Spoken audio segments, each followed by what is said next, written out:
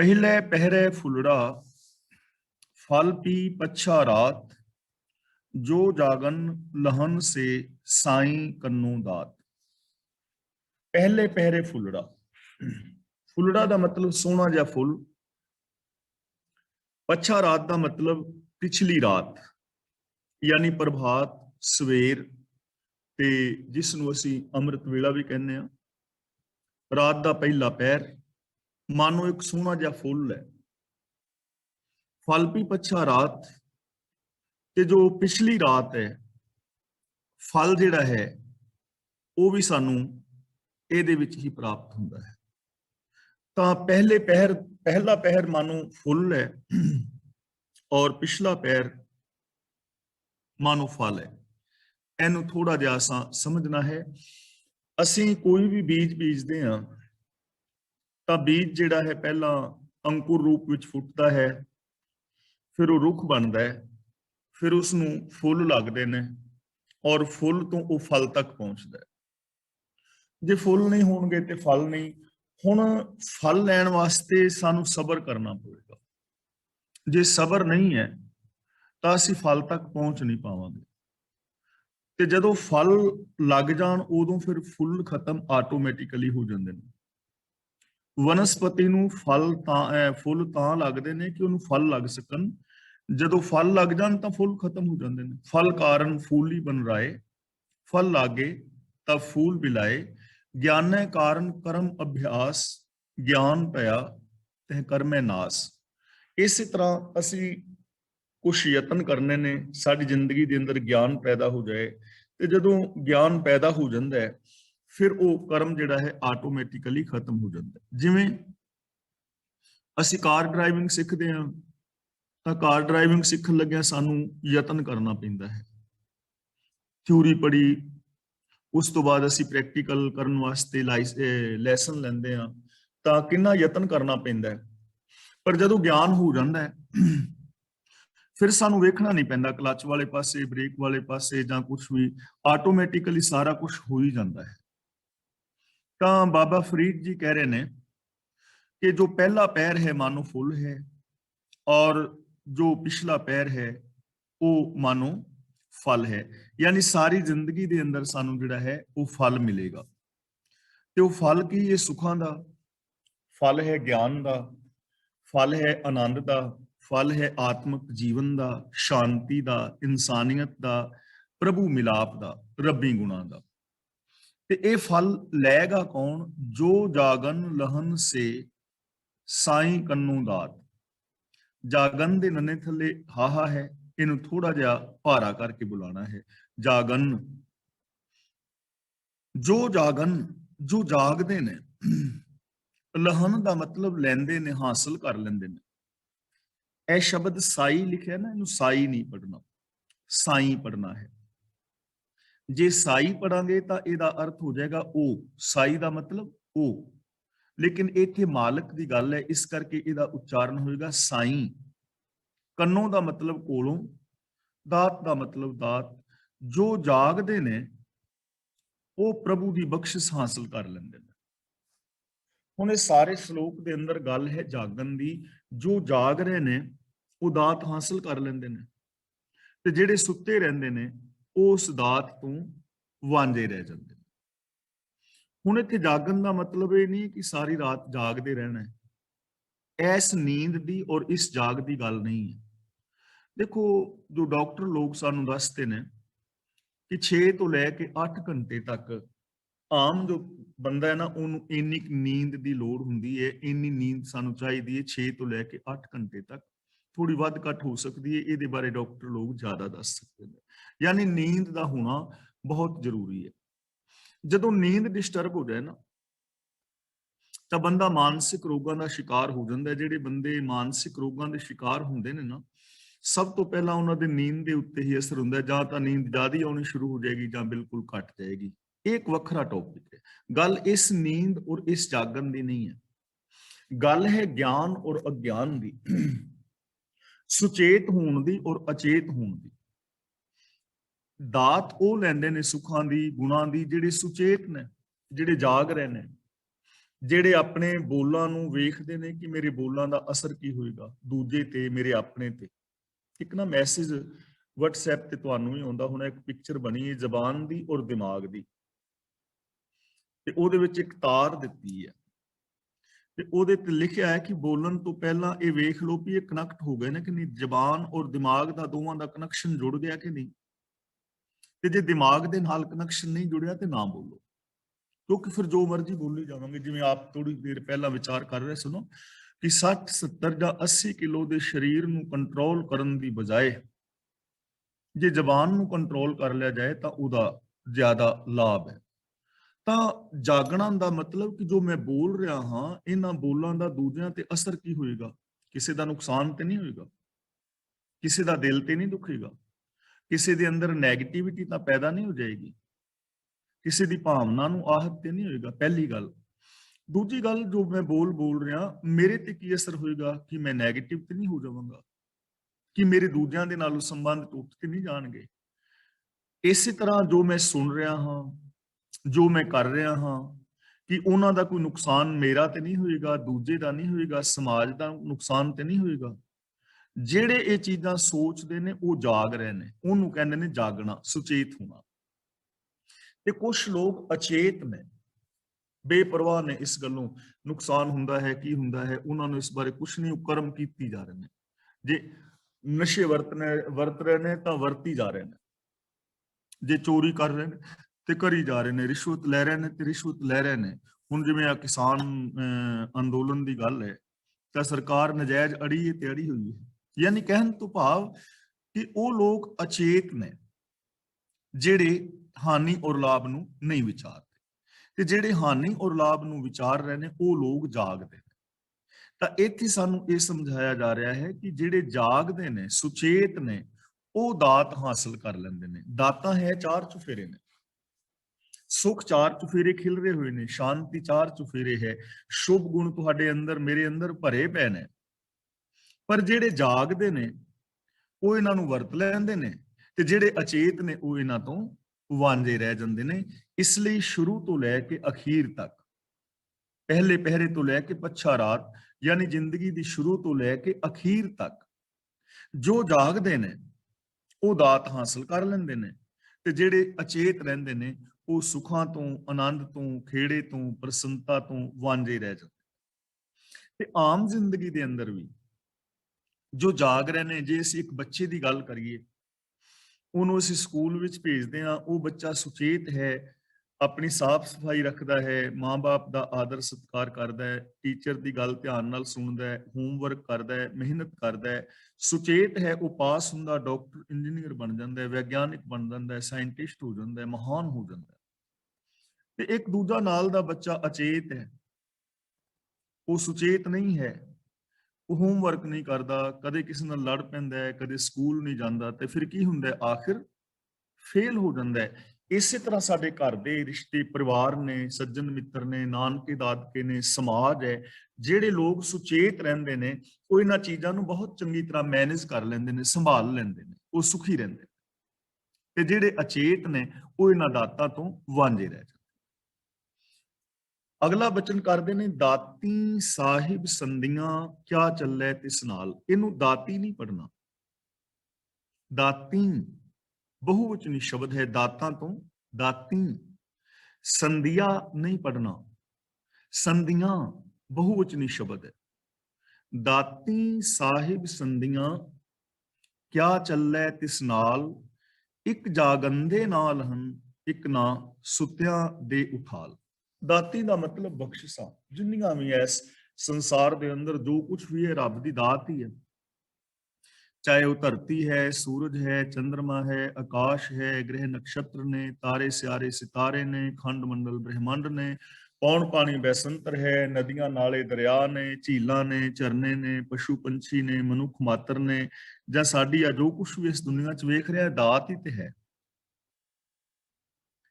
ਦਾਤੀ ਸਾਹਿਬ ਸੰਧੀਆਂ ਬਖਸ਼ਿਸ਼ਾਂ ਮਾਲਕ ਦੀਆਂ ਆਪਣੀਆਂ ਨੇ। ਕਿਆ ਚੱਲੇ ਤਿਸ ਨਾਲ, ਕਿਆ ਚੱਲੇ ਤਿਸ ਨਾਲ ਦਾ ਮਤਲਬ ਉਹਦੇ ਤੇ ਜ਼ੋਰ ਨਹੀਂ ਚੱਲ ਸਕਦਾ। ਅਸੀਂ ਕੋਈ ਦਾਤ ਜ਼ੋਰ ਨਾਲ ਨਹੀਂ ਲੈ ਸਕਦੇ, ਹੁਣ ਇਹ ਚੀਜ਼ ਨਾ ਸਮਝਣ ਵਾਲੀ, ਇੱਥੇ ਜ਼ੋਰ ਦਾ ਮਤਲਬ ਹੈ ਮਨ ਹੱਠ। ਜੇ ਕੋਈ ਚਾਹੇ ਕਿ ਮੈਂ ਜ਼ੋਰ ਨਾਲ ਮਨ ਹੱਠ ਦੇ ਨਾਲ ਕੋਈ ਸ਼ੈ ਪ੍ਰਾਪਤ ਕਰ ਲਵਾਂ ਤਾਂ ਐਸਾ ਨਹੀਂ ਹੋਏਗਾ। ਯਾਨੀ ਨਿਯਮ ਤੋਂ ਬਾਹਰ ਕੋਈ ਚੀਜ਼ ਨਹੀਂ ਮਿਲੇਗੀ। ਹਰ ਸ਼ੈ ਮਿਲੇਗੀ ਨਿਯਮ ਵਿੱਚ, ਭਾਣੇ ਵਿੱਚ, ਰਜਾ ਵਿੱਚ, ਸਿਸਟਮ ਦੇ ਅੰਦਰ। ਜੇ ਹੁਣ ਕਾਰ ਆਦਿ ਕਿਸੇ ਨੇ ਬਣਾਈ ਹੈ ਨਾ, ਕਾਰ ਕੱਢੀਏ ਤਾਂ ਕਿਸੇ ਨਿਯਮ ਦੇ ਅੰਦਰ ਕੱਢੀ ਹੈ। ਜੇ ਹਵਾਈ ਜਹਾਜ਼ ਨੇ, ਕੰਪਿਊਟਰ ਹੈ, ਜਾਂ ਜੋ ਕੁਝ ਵੀ ਬੰਦੇ ਨੇ ਖੋਜੀਆਂ ਨੇ, ਉਹ ਕਿਸੇ ਨਿਯਮ ਦੇ ਅੰਦਰ ਹੈ, ਨਿਯਮ ਤੋਂ ਬਾਹਰ ਨਹੀਂ ਹੈ। ਜੇ ਹੁਣ ਮੈਂ ਚਾਹਾਂ ਕਿ ਮੈਂ ਸਵਾਸ ਲੈਣ ਤੋਂ ਬਿਨਾਂ ਜਿੰਦਾ ਰਹਿ ਸਕਾਂ ਤਾਂ ਐਸਾ ਤਾਂ ਨਹੀਂ ਹੋ ਸਕੇਗਾ। ਜੀਵਨ ਹੈ ਨਾ, ਹਵਾ ਹੈ, ਆਕਸੀਜਨ ਵਗੈਰਾ ਰੱਬ ਦੀ ਦਾਤ ਹੈ। ਤੇ ਜੇ ਮੈਂ ਕਹਾਂ ਕਿ ਮੈਂ ਸਿਸਟਮ ਤੋਂ ਬਾਹਰ ਵੀ ਜਿੰਦਾ ਰਹਿ ਸਕਣਾ, ਮੈਂ ਤੇ ਕੱਲ ਤੋਂ ਪਾਣੀ ਦੇ ਵਿੱਚ ਰਹਿਣਾ ਸ਼ੁਰੂ ਕਰਨਾ, ਜਿਵੇਂ ਮੱਛੀਆਂ ਡੱਡੀਆਂ ਰਹਿੰਦੀਆਂ ਨੇ ਪਾਣੀ ਵਿੱਚ, ਉਵੇਂ ਰਹਿਣਾ, ਤਾਂ ਉਵੇਂ ਮੈਂ ਰਹਿ ਹੀ ਨਹੀਂ ਸਕਾਂਗਾ ਜਿੰਨਾ ਮਰਜ਼ੀ ਯਤਨ ਕਰ ਲਵਾਂ, ਕਿਉਂਕਿ ਸਿਸਟਮ ਤੋਂ ਬਾਹਰ ਹੈ ਨਾ। ਇਸ ਲਈ ਕਿਆ ਚੱਲਦਾ ਇਸ ਨਾਲ ਦਾ ਮਤਲਬ ਉਹਦੇ ਤੇ ਕੋਈ ਜ਼ੋਰ ਨਹੀਂ ਚੱਲਦਾ। ਹੁਕਮ ਤੋਂ ਬਾਹਰ ਕੁਝ ਨਹੀਂ ਪਾਇਆ ਜਾ ਸਕਦਾ।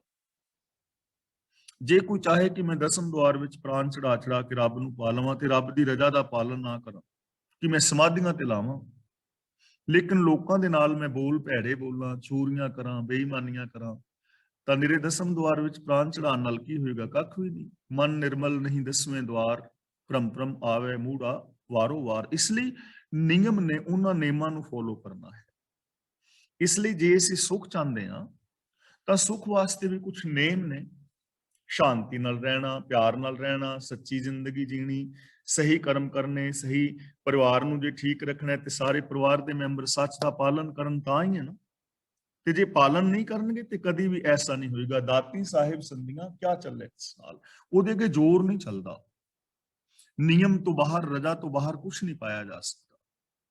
ਇੱਕ ਜਾਗੰਦੇ ਨਾ ਲਹਨ, ਇੱਥੇ ਲਹਨ ਦੇ ਨੰਨੇ ਨਾਲ ਹਾਹਾ ਹੈ। ਇੱਕ ਜਾਗੰਦੇ ਨਾ ਲਹਨ, ਇੱਕ ਨਾ, ਇੱਥੇ ਵੀ ਹਾਹਾ ਹੈ, ਥੋੜਾ ਭਾਰਾ ਕਰਨਾ। ਇੱਕ ਨਾ ਸੁੱਤਿਆਂ ਦੇ ਉਠਾਲ, ਇੱਥੇ ਸੁੱਤਿਆ ਨਹੀਂ ਪੜਨਾ, ਸੁੱਤਿਆ। ਜੇ ਸੁੱਤਿਆ ਪੜਾਂਗੇ ਨਾ ਤਾਂ ਇਹ ਸੰਬੋਧਨ ਵਾਚਕ ਹੋ ਜਾਏਗਾ ਕਿਸੇ ਸੁੱਤੇ ਹੋਏ ਬੰਦੇ ਵਾਸਤੇ। ਸੁੱਤਿਆ, ਇੱਥੇ ਸੁੱਤਿਆਂ ਦਾ ਮਤਲਬ ਸੁੱਤੇ ਹੋਇਆਂ ਨੂੰ, ਜਾਗੰਦੇ ਦਾ ਮਤਲਬ ਜਾਗਦੇ। ਤਾਂ ਕਈ ਲੋਕ ਐਸੇ ਨੇ ਜਿਹੜੇ ਜਾਗਦੇ ਨੇ ਲੇਕਿਨ ਉਹ ਰੱਬ ਦੀਆਂ ਦਾਤਾਂ ਨਹੀਂ ਲੈ ਸਕਦੇ। ਜਾਗਦੇ ਦਾ ਮਤਲਬ ਉਹਨਾਂ ਨੂੰ ਗਿਆਨ ਤੇ ਹੈ, ਗਿਆਨ ਹੁੰਦਿਆਂ ਹੋਇਆਂ ਵੀ ਉਹ ਇਹਨਾਂ ਦਾਤਾਂ ਤੋਂ ਵਾਂਝੇ ਨੇ। ਐਸੇ ਬਹੁਤ ਲੋਕ ਨੇ। ਇੱਕ ਜਾਗਣ ਦੇ ਨਾਲ ਹੈ, ਇੱਕ ਜਾਗਦੇ ਵੀ ਨਹੀਂ ਲੈ ਰਹੇ। ਜਾਗਦੇ ਦਾ ਮਤਲਬ ਗਿਆਨ ਤੇ ਹੈ, ਪਤਾ ਹੈ ਕਿ ਸੱਚ ਬੋਲਣ ਦਾ ਫਾਇਦਾ ਹੈ, ਝੂਠ ਬੋਲਣ ਦਾ ਨੁਕਸਾਨ ਹੈ। ਇਸ ਗੱਲ ਦਾ ਪਤਾ ਹੈ, ਲੋਕ ਜਾਗ ਰਹੇ ਨੇ। ਲੇਕਿਨ ਜਾਗਦੇ ਹੋਏ, ਗਿਆਨਵਾਨ ਹੁੰਦਿਆਂ ਵੀ, ਸਮਝ ਹੁੰਦਿਆਂ ਵੀ ਸੱਚ ਨਹੀਂ ਬੋਲਦੇ, ਝੂਠ ਬੋਲਦੇ। ਜਾਗ ਰਹੇ ਨੇ, ਪਤਾ ਹੈ ਕਿ ਪ੍ਰੇਮ ਨਾਲ ਰਹਿਣਾ ਚਾਹੀਦਾ ਹੈ, ਪ੍ਰੇਮ ਭਾਵਨਾ ਅੰਦਰ ਹੈ, ਹਰ ਇੱਕ ਦੇ ਅੰਦਰ ਹੈ। ਜਾਗ ਵੀ ਰਹੇ ਨੇ, ਪਤਾ ਵੀ ਹੈ, ਗਿਆਨ ਵੀ ਹੈ, ਲੇਕਿਨ ਪ੍ਰੇਮ ਨਹੀਂ ਕਰਦੇ, ਈਰਖਾ ਕਰਦੇ। ਪਤਾ ਹੈ ਕ੍ਰੋਧ ਨਹੀਂ ਕਰਨਾ ਚਾਹੀਦਾ, ਕ੍ਰੋਧ ਕਰਨ ਨਾਲ ਮੇਰਾ ਨੁਕਸਾਨ ਹੋਏਗਾ, ਇਸ ਗੱਲ ਦਾ ਗਿਆਨ ਹੈ, ਲੇਕਿਨ ਬੰਦਾ ਫਿਰ ਪ੍ਰੇਮ ਨਹੀਂ ਹਾਸਲ ਕਰਦਾ। ਕ੍ਰੋਧ ਦੇ ਅੰਦਰ ਆਪਣੇ ਰਿਸ਼ਤੇ ਨਾਤੇ ਤੋੜ ਦਿੰਦਾ, ਘਰ ਦਾ ਸਮਾਨ ਹੀ ਤੋੜ ਲੈਂਦਾ। ਹੋਰ ਕੁਛ ਨਾ ਹੋਵੇ ਤਾਂ ਆਪਣਾ ਫੋਨ ਹੀ ਚੁੱਕ ਕੇ ਕੰਧ ਨਾਲ ਦੇ ਮਾਰੇਗਾ, ਉਹ ਹੀ ਤੋੜ ਲੇਗਾ, ਫਿਰ ਪਛਤਾਉਂਦਾ ਰਹੇਗਾ। ਇੱਕ ਨਾ ਸੁੱਤਿਆਂ ਦੇ ਉਠਾਲ, ਤੇ ਇੱਕ ਉਹ ਨੇ ਜਿਹੜੇ ਅਚੇਤ ਨੇ, ਜਿਨ੍ਹਾਂ ਨੂੰ ਇਸ ਬਾਰੇ ਗਿਆਨ ਨਹੀਂ ਹੈ, ਸਮਝ ਨਹੀਂ ਹੈ, ਪਰ ਕਦੇ ਉਹ ਗੁਰਦੁਆਰੇ ਸਾਹਿਬ ਆ ਜਾਣ, ਕਿਸੇ ਚੰਗੇ ਬੰਦੇ ਦੀ ਗੱਲ ਸੁਣ ਲੈਣ, ਕੋਈ ਚੰਗੀ ਪੁਸਤਕ ਪੜ੍ਹ ਲੈਣ, ਜਾਂ ਉਹਨਾਂ ਦੇ ਆਪਣੇ ਅੰਦਰੋਂ ਆਵਾਜ਼ ਆ ਜਾਏ ਕਿ ਮੈਂ ਗਲਤ ਕਰ ਰਿਹਾ ਹਾਂ। ਕਿਸੇ ਚੰਗੇ ਬੰਦੇ ਨੂੰ ਵੇਖ ਕੇ ਉਹਨਾਂ ਨੂੰ ਇਹ ਸਮਝ ਆ ਜਾਏ ਕਿ ਯਾਰ ਇਹ ਕਿੰਨਾ ਚੰਗਾ ਬੰਦਾ ਹੈ ਤੇ ਮੈਂ ਵੀ ਐਵੇਂ ਕਰ ਸਕਦਾ, ਤਾਂ ਉਹ ਜਾਗ ਜਾਂਦਾ ਹੈ, ਉਹ ਇਹਨਾਂ ਕੰਮਾਂ ਨੂੰ ਛੱਡ ਦਿੰਦਾ। ਜਿਵੇਂ ਹੁਣ ਸ਼ੇਖ ਸੱਜਣ ਸੀ, ਸੁੱਤਾ ਹੋਇਆ ਸੀ ਨਾ, ਆਏ ਗਏ ਮੁਸਾਫਰ ਨੂੰ ਲੁੱਟਣਾ, ਕਤਲ ਕਰਨਾ, ਕੋਡਾ ਪੀਲ, ਸੁੱਤਾ ਹੋਇਆ ਸੀ ਨਾ, ਅਗਿਆਨਤਾ ਕਰਕੇ ਕਰੀ ਜਾ ਰਹੇ ਸਨ। ਲੇਕਿਨ ਸੁੱਤਿਆਂ ਨੂੰ ਆਣ ਕੇ ਜਗਾ ਦਿੱਤਾ ਨਾ, ਗੁਰੂ ਦੇ ਚਰਨਾਂ ਦੀ ਸ਼ਰਨ ਚ ਆਏ ਤੇ ਸੁੱਤੇ ਵੀ ਜਾਗ ਗਏ। ਗੰਗੂ ਹੈ, ਚੰਦੂ ਹੈ, ਪਤਾ ਹੈ ਗੁਰੂ ਦੇ ਨੇੜੇ ਨੇ, ਲੇਕਿਨ ਨਹੀਂ ਲੈ ਸਕੇ। ਪ੍ਰਿਥਿਆ ਹੈ, ਗੁਰੂ ਦੇ ਬਿਲਕੁਲ ਨਜ਼ਦੀਕ ਹੈ, ਸਮਝ ਹੈ ਸਾਰਾ ਕੁਝ, ਲੇਕਿਨ ਨਹੀਂ ਲੈ ਸਕਿਆ। ਬਾਬਾ ਸ੍ਰੀ ਚੰਦ ਜੀ ਹੈ, ਗੁਰੂ ਦਾ ਪੁੱਤਰ ਹੈ, ਗੁਰੂ ਦੇ ਚਰਨਾਂ ਵਿੱਚ ਹਰ ਟਾਈਮ, ਲੇਕਿਨ ਉਹ ਦਾਤ ਨਹੀਂ ਲੈ ਸਕੇ ਨਾ। ਤਾਂ ਗੱਲ ਇਹ ਹੈ ਕਿ ਗਿਆਨਵਾਨ ਹੁੰਦਿਆਂ ਵੀ ਕਈ ਲੋਕ ਉਹਨਾਂ ਚੀਜ਼ਾਂ ਦੀ ਵਰਤੋਂ ਨਹੀਂ ਕਰਦੇ ਤੇ ਕਈ ਲੋਕ ਅਗਿਆਨ ਦੇ ਵਿੱਚੋਂ ਵੀ ਜਾਗ ਜਾਂਦੇ ਨੇ ਔਰ ਉਹ ਇਹ ਦਾਤਾਂ ਹਾਸਲ ਕਰ ਸਕਦੇ ਨੇ। ਇਸ ਲਈ ਇਹ ਦੋਵੇਂ ਪੋਸੀਬਿਲਿਟੀਜ਼ ਹਰ ਇਨਸਾਨ ਦੇ ਅੰਦਰ ਮੌਜੂਦ ਨੇ। ਜੇਕਰ ਇੱਕ ਗਿਆਨਵਾਨ ਬੰਦਾ ਜਿਸ ਨੂੰ ਸਮਝ ਹੈ ਤੇ ਸਮਝ ਹੁੰਦਿਆਂ ਹੋਇਆਂ ਜੇ ਉਹ ਚੰਗੇ ਗੁਣਾਂ ਨੂੰ ਨਹੀਂ ਅਪਣਾਉਂਦਾ ਤਾਂ ਉਹਦੀ ਜ਼ਿੰਦਗੀ ਵੀ ਤਬਾਹ ਹੋ ਜਾਏਗੀ, ਬੇਸ਼ੱਕ ਉਹਨੂੰ ਗਿਆਨ ਜਿੰਨਾ ਮਰਜ਼ੀ ਹੋਵੇ। ਜੇ ਕਿਸੇ ਨੂੰ ਪਤਾ ਹੋਵੇ ਕਿ ਲਾਲ ਬੱਤੀ ਤੇ ਰੁਕਣਾ ਹੈ, ਹਰੀ ਤੇ ਚੱਲਣਾ ਹੈ, ਤੇ ਫਿਰ ਵੀ ਉਹ ਲਾਲ ਬੱਤੀ ਚੋਂ ਕੱਢੇ ਗੱਡੀ ਤੇ ਐਕਸੀਡੈਂਟ ਹੋਏਗਾ, ਉਹਦੇ ਤੇ ਪਰਚਾ ਦਰਜ ਹੋਏਗਾ, ਉਹਨੂੰ ਜੁਰਮਾਨਾ ਹੋਏਗਾ। ਇਹਦਾ ਮਤਲਬ ਇਹ ਨਹੀਂ ਕਿ ਉਹਨੂੰ ਤੇ ਪਤਾ ਸੀ, ਉਹ ਕਵੇ ਹਾਂ ਮੈਨੂੰ ਤੇ ਪਤਾ ਹੈ, ਮੈਨੂੰ ਨੌਲੇਜ ਹੈ ਵੀ ਬੱਤੀ ਤੇ ਰੁਕਣਾ ਚਾਹੀਦਾ ਹੈ, ਮੇਰਾ ਚਲਾਨ ਕਿਉਂ ਕੱਟ ਰਹੇ ਹੋ? ਉਹਨਾਂ ਨੇ ਕਹਿਣਾ ਵੀ ਤੂੰ ਰੁਕਿਆ ਤੇ ਨਹੀਂ ਨਾ। ਤੇ ਇੱਕ ਉਹ ਨੇ ਜਿਹੜੇ ਫਿਰ ਸਿੱਖ ਲੈਂਦੇ ਨੇ, ਜਾਗ ਜਾਂਦੇ ਨੇ। ਯਾਨੀ ਸੰਭਾਵਨਾ ਹੈ ਕਿ ਜੇ ਗਿਆਨਵਾਨ ਬੰਦਾ ਗਿਆਨ ਹੁੰਦਿਆਂ, ਸਮਝ ਹੁੰਦਿਆਂ ਉਸ ਸਮਝ ਨੂੰ ਸਹੀ ਨਹੀਂ ਵਰਤੇਗਾ ਤਾਂ ਉਹਦੀ ਜ਼ਿੰਦਗੀ ਵਿੱਚ ਵੀ ਦੁੱਖ ਆਣਗੇ। ਦੂਜੀ ਗੱਲ ਇਹ ਕਹੀ ਜਾ ਰਹੀ ਹੈ ਕਿ ਨਾ ਸੁੱਤਿਆਂ ਦੇ ਉਠਾਲ ਇੱਕ ਅਗਿਆਨੀ ਨੇ, ਜਿਨ੍ਹਾਂ ਨੂੰ ਸਮਝ ਨਹੀਂ ਹੈ, ਤਾਂ ਇਹਦਾ ਮਤਲਬ ਇਹ ਨਹੀਂ ਕਿ ਉਹ ਸਾਰੀ ਜ਼ਿੰਦਗੀ ਦੁਖੀ ਹੀ ਰਹਿਣਗੇ। ਜੇ ਉਹ ਜਾਗ ਜਾਣ, ਜੇ ਉਹ ਸੁਚੇਤ ਹੋ ਜਾਣ ਤਾਂ ਉਹ ਵੀ ਦਾਤਾਂ ਹਾਸਲ ਕਰ ਸਕਦੇ ਨੇ। ਇਸ ਲਈ ਦਾਤਾਂ ਇਸ ਦੁਨੀਆ ਦੇ ਵਿੱਚ ਨੇ, ਉਹ ਸਾਹਿਬ ਦੀਆਂ ਨੇ, ਚਾਰ ਚੁਫੇਰੇ ਫੈਲੀਆਂ ਹੋਈਆਂ ਨੇ। ਉਹਨਾਂ ਦਾਤਾਂ ਨੂੰ ਹਾਸਲ ਕਰਨ ਵਾਸਤੇ ਸਾਨੂੰ ਪਾਤਰ ਬਣਨਾ ਪਵੇਗਾ। ਸਾਨੂੰ ਜੋ ਰਿਕੁਆਇਰਮੈਂਟਸ ਨੇ ਉਹ ਪੂਰੀਆਂ ਕਰਨੀਆਂ ਪੈਣਗੀਆਂ। ਜਿਹੜੇ ਰਿਕੁਆਇਰਮੈਂਟਸ ਪੂਰੀਆਂ ਕਰਨਗੇ ਉਹਨਾਂ ਨੂੰ ਦਾਤਾਂ ਮਿਲ ਜਾਣਗੀਆਂ। ਇੱਕ ਨੂੰ ਰਿਕੁਆਇਰਮੈਂਟ ਦਾ ਪਤਾ ਹੈ ਕਿ ਇਹ ਰਿਕੁਆਇਰਮੈਂਟ ਪੂਰੀ ਕਰਨੀ ਹੈ, ਐਵੇਂ ਹੋ ਸਕਦੀ ਹੈ, ਪਰ ਉਹ ਨਹੀਂ ਪੂਰੀ ਕਰਦਾ ਤਾਂ ਵੀ ਉਹ ਵਾਂਝਾ ਰਹਿ ਜਾਏਗਾ, ਕਿਉਂਕਿ ਗੱਲ ਤਾਂ ਰਿਕੁਆਇਰਮੈਂਟ ਪੂਰੀ ਕਰਨ ਦੀ ਹੈ। ਤੇ ਇੱਕ ਬੰਦੇ ਨੂੰ ਨਹੀਂ ਪਤਾ ਵੀ ਰਿਕੁਆਇਰਮੈਂਟ ਕੀ ਹੈ, ਪਰ ਉਹ ਕਿਤੋਂ ਪੜ੍ਹ ਲੈਂਦਾ ਹੈ, ਕਿਤੋਂ ਸਿੱਖ ਲੈਂਦਾ ਹੈ ਔਰ ਉਹ ਸਮਝ ਲੈਂਦਾ ਹੈ, ਫਿਰ ਉਹ ਰਿਕੁਆਇਰਮੈਂਟ ਪੂਰੀ ਕਰ ਦਿੰਦਾ ਤੇ ਉਹਨੂੰ ਦਾਤ ਮਿਲ ਜਾਂਦੀ ਹੈ। ਇਸ ਲਈ ਜ਼ਰੂਰਤ ਰੱਬੀ ਹੁਕਮ ਦੇ ਅੰਦਰ ਚੱਲਣ ਦੀ ਹੈ। ਅਗਲਾ ਬਚਨ ਕਰਦੇ ਨੇ, ਢੂੰਡੇਂਦੀਏ ਸੁਹਾਗ ਕੂ ਤਉ ਤਨ ਕਾਈ ਕੋਰ, ਜਿਨ੍ਹਾਂ ਨਾਉ ਸੁਹਾਗਣੀ ਤਿਨਾਂ ਝਾਕ ਨਾ ਹੋਰ। ਜਿਨ੍ਹਾਂ ਔਰ ਤਿਨਾਂ ਦੇ ਨੰਨੇ ਥੱਲੇ ਹਾਹਾ ਹੈ, ਇਹਨੂੰ ਜਿਨ੍ਹਾਂ ਨਹੀਂ ਪੜਾਂਗੇ ਥੋੜਾ ਜਿਹਾ ਭਾਰਾ ਕਰਕੇ, ਜਿਨ੍ਹਾਂ ਤਿਨਾਂ। ਢੂੰਡੇਂਦੀਏ ਹੁਣ ਦੇਖੋ ਲਿਖਿਆ ਹੈ ਢੂਡੇ ਦੀਏ, ਇਹਨੂੰ ਢੂਡੇ ਦੀਏ ਨਹੀਂ, ਇਹਨੂੰ ਢੂੰਡੇਂਦੀਏ, ਪਹਿਲੇ ਟੱਡੇ ਤੇ ਟਿੱਪੀ ਲਾਵਾਂਗੇ। ਢੂੰਡੇਂਦੀਏ ਸੁਹਾਗ ਕੂ ਤਉ ਤਨ ਕਾਈ ਕੋਰ, ਇਹਨੂੰ ਪੜਾਂਗੇ ਤਉ। ਤਉ ਦਾ ਮਤਲਬ ਤੂੰ, ਤੇਰੇ ਵਿੱਚ। ਕੋਰ ਦਾ ਮਤਲਬ ਕਮੀ। ਕੂ ਦਾ ਮਤਲਬ ਨੂੰ। ਢੂੰਡੇਂਦੀਏ ਦਾ ਮਤਲਬ ਲੱਭਦੀਏ। ਸੁਹਾਗ ਕੂ ਦਾ ਮਤਲਬ ਪਤੀ ਨੂੰ, ਕਿ ਆਪਣੇ ਪਤੀ ਨੂੰ ਪਾਲਣ ਵਾਲੀ ਜੀਵ ਇਸਤਰੀ। ਕੋਈ ਪਤੀ ਨੂੰ ਲੱਭ ਰਿਹਾ ਨਾ, ਰੱਬ ਨੂੰ ਮਿਲਣ ਵਾਸਤੇ ਜੰਗਲਾਂ ਵਿੱਚ ਫਿਰ ਰਿਹਾ ਹੈ। ਕੋਈ ਪ੍ਰਭੂ ਨੂੰ ਮਿਲਣ ਵਾਸਤੇ ਧੂਣੀਆਂ ਤਾਈ ਬੈਠਾ, ਪੰਜ ਚਾਰ ਧੂਣੀਆਂ ਤਾ ਕੇ ਵਿਚਕਾਰ ਬੈਠਾ। ਕੋਈ ਲੱਤਾਂ ਖੜੀਆਂ ਕਰਕੇ ਸਿਰ ਥੱਲੇ ਕਰੀ ਬੈਠਾ, ਸ਼ੀਰਸ਼ ਆਸਨ। ਕੋਈ ਰੁੱਖ ਨਾਲ ਲਟਕਿਆ ਹੈ, ਕੋਈ ਦਸਮ ਦੁਆਰ ਵਿੱਚ ਪ੍ਰਾਣ ਚੜਾ ਰਿਹਾ ਹੈ, ਕੋਈ ਪਾਣੀ ਵਿੱਚ ਖੜਾ ਹੈ, ਕੋਈ ਜੰਗਲਾਂ ਵਿੱਚ ਵਿਚਰ ਰਿਹਾ ਹੈ, ਵਰਤਨ ਰਾਤ ਤੇ ਸਰਾਧ ਕਰ ਰਿਹਾ ਹੈ, ਜਪ ਤਪ ਸੰਜਮ ਕਰ ਰਿਹਾ ਹੈ, ਤੀਰਥਾਂ ਤੇ ਨਹਾ ਰਿਹਾ ਹੈ ਔਰ ਧਰਤੀ ਦੇ ਉੱਤੇ ਵਿਚਰਦਾ ਫਿਰਦਾ ਹੈ, ਜੋਗੀਏ ਕੱਪੜੇ ਪਾਈ ਫਿਰਦਾ, ਚਿੱਟੇ ਚੋਲੇ ਪਾਈ ਫਿਰਦਾ, ਜਾਂ ਹੋਰ ਬਹੁਤ ਕੁਝ ਕਰ ਰਹੇ ਨੇ ਲੋਕ। ਤਾਂ ਗੁਰੂ ਸਾਹਿਬ ਜੀ ਕਹਿੰਦੇ ਨੇ, ਹੇ ਪਤੀ ਨੂੰ ਲੱਭਣ ਵਾਲੀਏ ਜੀਵ ਇਸਤਰੀਏ, ਤਉ ਤਨ ਕਾਈ ਕੋਰ। ਕੋਰ ਦਾ ਮਤਲਬ ਕਮੀ। ਤੇਰੇ ਤਨ ਅੰਦਰ ਕੋਈ ਕਮੀ ਹੈ, ਯਾਨੀ ਤੇਰੇ ਜੀਵਨ ਵਿੱਚ ਕੋਈ ਕਮੀ ਹੈ, ਤੇਰੀ ਸੋਚ ਵਿੱਚ ਕੋਈ ਕਮੀ ਹੈ, ਤਾਂ ਤੈਨੂੰ ਰੱਬ ਨਹੀਂ ਲੱਭ ਰਿਹਾ, ਤਾਂ ਤੈਨੂੰ ਇਹ ਯਤਨ ਕਰਨੇ ਪੈ ਰਹੇ ਨੇ। ਤੂੰ ਇਹ ਯਤਨ ਕਰ ਰਹੀ, ਇਟ ਮੀਨਸ ਫਿਰ ਵੀ ਤੈਨੂੰ ਰੱਬ ਮਿਲ ਨਹੀਂ ਰਿਹਾ। ਦੇਖੋ ਅਸੀਂ ਇਸ ਜ਼ਿੰਦਗੀ ਵੱਲ ਝਾਤ ਮਾਰੀਏ, 4300 ਧਰਮ ਨੇ ਦੁਨੀਆ ਵਿੱਚ, ਤੇ ਹਰ ਧਰਮ ਦਾ ਬੰਦਾ ਆਪੋ ਆਪਣੇ ਧਰਮਾਂ ਮੁਤਾਬਕ ਆਪਣੇ ਆਪਣੇ ਧਰਮਾਂ ਦੇ ਮਿੱਥੇ ਹੋਏ ਕਰਮ ਕਰ ਰਿਹਾ ਹੈ, ਜਿਨ੍ਹਾਂ ਵਿੱਚ ਅਸੀਂ ਵੀ ਸਾਰੇ ਸ਼ਾਮਲ ਹਾਂ। ਆਪਣੇ ਆਪਣੇ ਧਰਮ ਗ੍ਰੰਥ ਲੋਕ ਪੜ੍ਹ ਰਹੇ ਨੇ, ਮੰਦਿਰ ਮਸੀਤ ਗੁਰਦੁਆਰੇ ਗਿਰਜਾਂ ਵਿੱਚ ਲੋਕ ਜਾ ਰਹੇ ਨੇ, ਤੀਰਥਾਂ ਤੇ ਨਹਾ ਰਹੇ ਨੇ, ਵਰਤ ਰੱਖ ਰਹੇ ਨੇ, ਰੋਜ਼ੇ ਰੱਖ ਰਹੇ ਨੇ, ਸਰਾਧ ਕਰ ਰਹੇ ਨੇ, ਦਾਨ ਕਰ ਰਹੇ ਨੇ, ਪੁੰਨ ਕਰ ਰਹੇ ਨੇ, ਪਾਠ ਪੂਜਾ ਕਰ ਰਹੇ ਨੇ, ਜਾਂ ਹੋਰ ਜਪ ਤਪ ਸੰਜਮ ਕਰ ਰਹੇ ਨੇ ਨਾ। ਤਾਂ ਇਹ ਸਾਰਾ ਕੁਝ ਕਰਦਿਆਂ ਰੱਬ ਤੇ ਫਿਰ ਵੀ ਨਹੀਂ ਮਿਲਿਆ, ਸੁੱਖ ਫਿਰ ਵੀ ਨਹੀਂ ਮਿਲਿਆ, ਸ਼ਾਂਤੀ ਫਿਰ ਵੀ ਨਹੀਂ ਮਿਲੀ। ਇਹਦਾ ਮਤਲਬ ਕਿਤੇ ਕੋਈ ਕਮੀ ਤਾਂ ਹੈ ਨਾ, ਕੋਈ ਨਾ ਕੋਈ ਕਮੀ ਤਾਂ ਹੈ। ਜਿਵੇਂ ਮੈਂ ਪਹਿਲਾਂ ਵੀ ਮਿਸਾਲ ਦਿੱਤੀ ਸੀ, ਮੰਨ ਲਓ ਤੁਸੀਂ ਇੱਥੋਂ ਸਾਊਥ ਹਾਲ ਜਾਣਾ ਹੈ, मैं इत्थे ग्रेवजैंड बैठा ते ग्रेवजैंड तो साउथ हाल जाना है, ते सपोज कि इत्थों 1.5 घंटे का राह है मन लो, ਤੇ ਟ੍ਰੈਫਿਕ ਵੀ ਬਿਲਕੁਲ ਠੀਕ ਚੱਲ ਰਹੀ ਹੈ, ਕੋਈ ਟ੍ਰੈਫਿਕ ਦੇ ਵਿੱਚ ਜਾਮ ਨਹੀਂ ਹੈ, ਗੱਡੀ ਵੀ 70-80 ਦੀ ਸਪੀਡ ਤੇ ਅਸੀਂ ਲੈ ਕੇ ਜਾ ਰਹੇ ਹਾਂ, ਤੇ 1.5 ਘੰਟੇ ਦਾ ਰਾਸਤਾ ਹੈ, ਤੇ 3 ਘੰਟੇ ਹੋ ਗਏ ਨੇ ਚੱਲਦੇ ਹਾਂ, ਹਾਲੇ ਤੱਕ ਸਾਊਥ ਹਾਲ ਪਹੁੰਚੇ ਨਹੀਂ। ਅਸੀਂ ਪਹੁੰਚਣਾ ਚਾਹੁੰਦੇ ਹਾਂ, ਪੂਰੀ ਸ਼ਰਧਾ ਨਾਲ ਅਸੀਂ ਗੱਡੀ ਚਲਾ ਰਹੇ ਹਾਂ, ਗੱਡੀ ਵੀ ਨਵੀਂ ਹੈ, ਪੈਟਰੋਲ ਵੀ ਠੀਕ ਹੈ, ਡਰਾਈਵਿੰਗ ਵੀ ਠੀਕ ਹੈ, ਤੇ 3 ਘੰਟੇ ਹੋ ਗਏ ਨੇ ਚੱਲਦੇ ਹਾਂ, ਫਿਰ ਵੀ ਨਹੀਂ ਪਹੁੰਚੇ। ਤਾਂ ਫਿਰ ਕੋਈ ਕਮੀ ਤਾਂ ਹੈ ਨਾ ਕੋਈ ਅਕਸਰ ਕਾਰਨ ਤੇ ਹੈ ਕਿਉਂ ਨਹੀਂ ਪਹੁੰਚ ਰਹੇ। ਤੇ ਜਦੋਂ ਅਸੀਂ ਸਾਰਾ ਕੁਝ ਵੇਖਾਂਗੇ ਫਿਰ ਪਤਾ ਲੱਗੇਗਾ ਕਿ ਯਾਰ ਡਾਇਰੈਕਸ਼ਨ ਗਲਤ ਹੈ। ਅਸੀਂ ਤਾਂ ਜਿਹੜਾ ਐਗਜ਼ਿਟ ਲਿਆ ਹੈ ਉਹ ਤੇ ਅਸੀਂ ਐਗਜ਼ਿਟ ਲੈ ਲਿਆ ਹੈ ਬ੍ਰਿਮਿੰਗਮ ਵਾਲਾ, ਅਸੀਂ ਤੇ ਬ੍ਰਿਮਿੰਗਮ ਨੂੰ ਜਾ ਰਹੇ ਹਾਂ ਜਾਂ ਕਿਸੇ ਹੋਰ ਦਿਸ਼ਾ ਵੱਲ ਜਾ ਰਹੇ ਹਾਂ, ਤਾਂ ਗਲਤ ਦਿਸ਼ਾ ਵੱਲ ਸਾਰੀ ਜ਼ਿੰਦਗੀ ਵੀ ਗੱਡੀ ਚਲਾਉਂਦੇ ਰਹੋ ਤੇ ਆਪਣੀ ਗੋਲ ਤੇ ਥੋੜਾ ਪਹੁੰਚੋਗੇ। ਇਸ ਲਈ ਡੈਸਟੀਨੇਸ਼ਨ ਤੈਅ ਕਰ ਲੈਣਾ, ਡੈਸਟੀਨੇਸ਼ਨ ਤੇ ਪਹੁੰਚਣ ਵਾਸਤੇ ਸਾਧਨ ਇਕੱਠੇ ਕਰ ਲੈਣੇ, ਡੈਸਟੀਨੇਸ਼ਨ ਤੇ ਪਹੁੰਚਣ ਲਈ ਯਤਨ ਕਰਨਾ, ਉਦਮ ਕਰਨਾ ਹੀ ਕਾਫੀ ਨਹੀਂ, ਡਾਇਰੈਕਸ਼ਨ ਵੀ ਠੀਕ ਚਾਹੀਦੀ ਹੈ। ਜੇ ਡਾਇਰੈਕਸ਼ਨ ਗਲਤ ਹੋਏਗੀ ਤੇ ਫਿਰ ਮੰਜ਼ਿਲ ਤੇ ਨਹੀਂ ਪਹੁੰਚ ਪਾਓਗੇ। ਇਸੇ ਤਰ੍ਹਾਂ ਵਰਤਨ ਰਾਤੇ ਸਰਾਹ ਦੇ ਸਾਰਾ ਕੁਝ ਕਰੀ ਤੇ ਜਾ ਰਹੇ ਹਾਂ, ਫਿਰ ਵੀ ਰੱਬ ਤੱਕ ਨਹੀਂ ਪਹੁੰਚ ਰਹੇ, ਦਾ ਮਤਲਬ ਡਾਇਰੈਕਸ਼ਨ ਗਲਤ ਹੈ ਨਾ, ਅਸੀਂ ਸਾਰਾ ਕੁਝ ਗਲਤ ਕਰ ਰਹੇ ਹਾਂ ਨਾ, ਇਹਦਾ ਮਤਲਬ ਕਮੀ ਹੈ। ਢੂੰਡੇਂ ਦੀ ਇਹ ਸੁਹਾਗ ਕੋ ਤੋ ਤਨ ਕੋਈ ਕਾਈ ਕੋਰ, ਤੇਰੀ ਜ਼ਿੰਦਗੀ ਵਿੱਚ ਕੋਈ ਕਮੀ ਹੈ। ਜਿਨ੍ਹਾਂ ਨਾਉ ਸੁਹਾਗਣੀ ਤਿਨਾ ਝਾਕ ਨਾ ਹੋ, ਝਾਕ ਦਾ ਮਤਲਬ ਆਸਰਾ ਟੇਕ।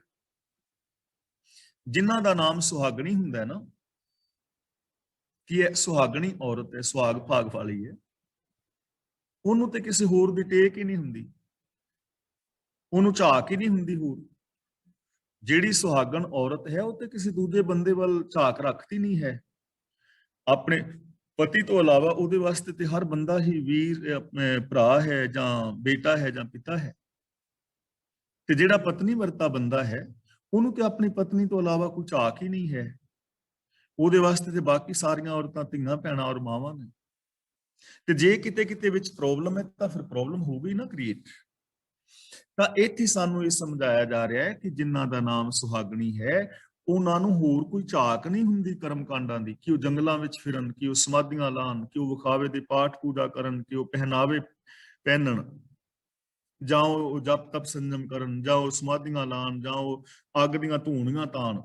ਉਹਨਾਂ ਨੂੰ ਝਾਕ ਹੀ ਹੋਰ ਹੈ ਨਹੀਂ, ਉਹ ਤੇ ਹੁਕਮ ਰਜ਼ਾਈ ਚੱਲਣਾ, ਉਹ ਤੇ ਸਚਿਆਰ ਹੋਣ ਵਾਸਤੇ ਰਜਾ ਦੇ ਵਿੱਚ ਤੁਰਦੇ ਨੇ, ਉਹ ਤੇ ਰੱਬੀ ਗੁਣਾਂ ਦੀ ਵਰਤੋਂ ਕਰਦੇ ਨੇ, ਉਹ ਤਾਂ ਸਤ ਸੰਤੋਖ ਦਇਆ ਧਰਮ ਧੀਰਜ ਦੇ ਧਾਰਨੀ ਨੇ, ਉਹਨਾਂ ਨੂੰ ਝਾਕ ਹੀ ਹੈ ਨਹੀਂ ਹੋਰ ਝੂਠ ਦੀ, ਵਿਖਾਵੇ ਦੀ, ਲਾਲਚ ਦੀ, ਲੋਭ ਦੀ, ਈਰਖਾ ਦੀ, ਦੁਐਸ਼ ਦੀ, ਮੇਰ ਤੀਰ ਦੀ। ਉਹ ਤੇ ਚਾਰ ਚਫੇਰੇ ਵੇਖਦੇ ਹੀ ਰੱਬ ਨੂੰ ਨੇ ਕਿ ਅਵਿਸ ਸੰਸਾਰ ਤੁਮ ਜੇ ਦੇਖਦੇ ਹਰ ਕਾ ਰੂਪ ਹੈ, ਉਹਨਾਂ ਨੂੰ ਝਾਕ ਹੀ ਹੈ ਨਹੀਂ ਹੋਰ।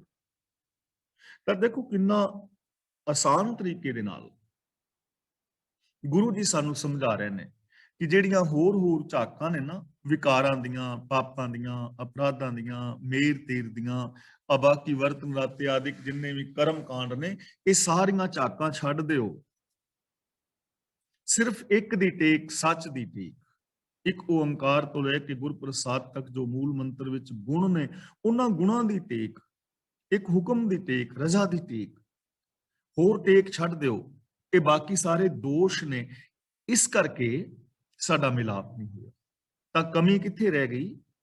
ਸੱਚ ਨਾਲੋਂ ਬੰਦਾ ਟੁੱਟ ਗਿਆ, ਤੇ ਸੱਚ ਨਾਲੋਂ ਟੁੱਟ ਕੇ ਬਾਕੀ ਜਿੰਨੇ ਕਰਮ ਕਰੀ ਜਾਓ ਸਾਰੇ ਵਿਅਰਥ ਚਲੇ ਜਾਣਗੇ, ਕਿਉਂਕਿ ਮੇਨ ਚੀਜ਼ ਤਾਂ ਸੱਚ ਸੀ। ਸੱਚ ਸਭ ਨਾ ਹੋਏ ਦਾਰੂ, ਪਾਪ ਕੱਢੇ ਤੋਏ, ਨਾਨਕ ਵਖਾਣੇ ਬੇਨਤੀ ਜਿਨ ਸੱਚ ਪੱਲੇ ਹੋਏ। ਹੋਣਾ ਤੇ ਸਚਿਆਰ ਸੀ, ਤੇ ਸਚਿਆਰਤਾ ਵਾਲੇ ਪਾਸੇ ਬੰਦਾ ਵਧਿਆ ਨਹੀਂ। ਇਸ ਲਈ ਗੁਰੂ ਜੀ ਕਹਿੰਦੇ ਨੇ, ਬਾਬਾ ਫਰੀਦ ਜੀ ਕਹਿੰਦੇ ਨੇ, ਬੇਸ਼ੱਕ ਤੂੰ ਕਰਮ ਕਾਂਡ ਕਰ ਰਿਹਾ ਹੈ, ਤੂੰ ਰੱਬ ਨੂੰ ਲੱਭ ਰਿਹਾ ਹੈ, ਮੈਂ ਤੇ ਰੱਬ ਨੂੰ ਮਿਲਣ ਵਾਸਤੇ ਕਰਮ ਕਰ ਰਿਹਾ, ਤੇਰੇ ਅੰਦਰ ਕੋਈ ਕਮੀ ਹੈ, ਵੱਡੀ ਕਮੀ, ਜਿਸ ਕਰਕੇ ਤੂੰ ਮਿਲ ਨਹੀਂ ਪਾਇਆ, ਤੇ ਉਹ ਕਮੀ ਹੈ ਰੱਬੀ ਰਜ਼ਾ ਦੇ ਵਿੱਚ ਨਾ ਤੁਰਨਾ।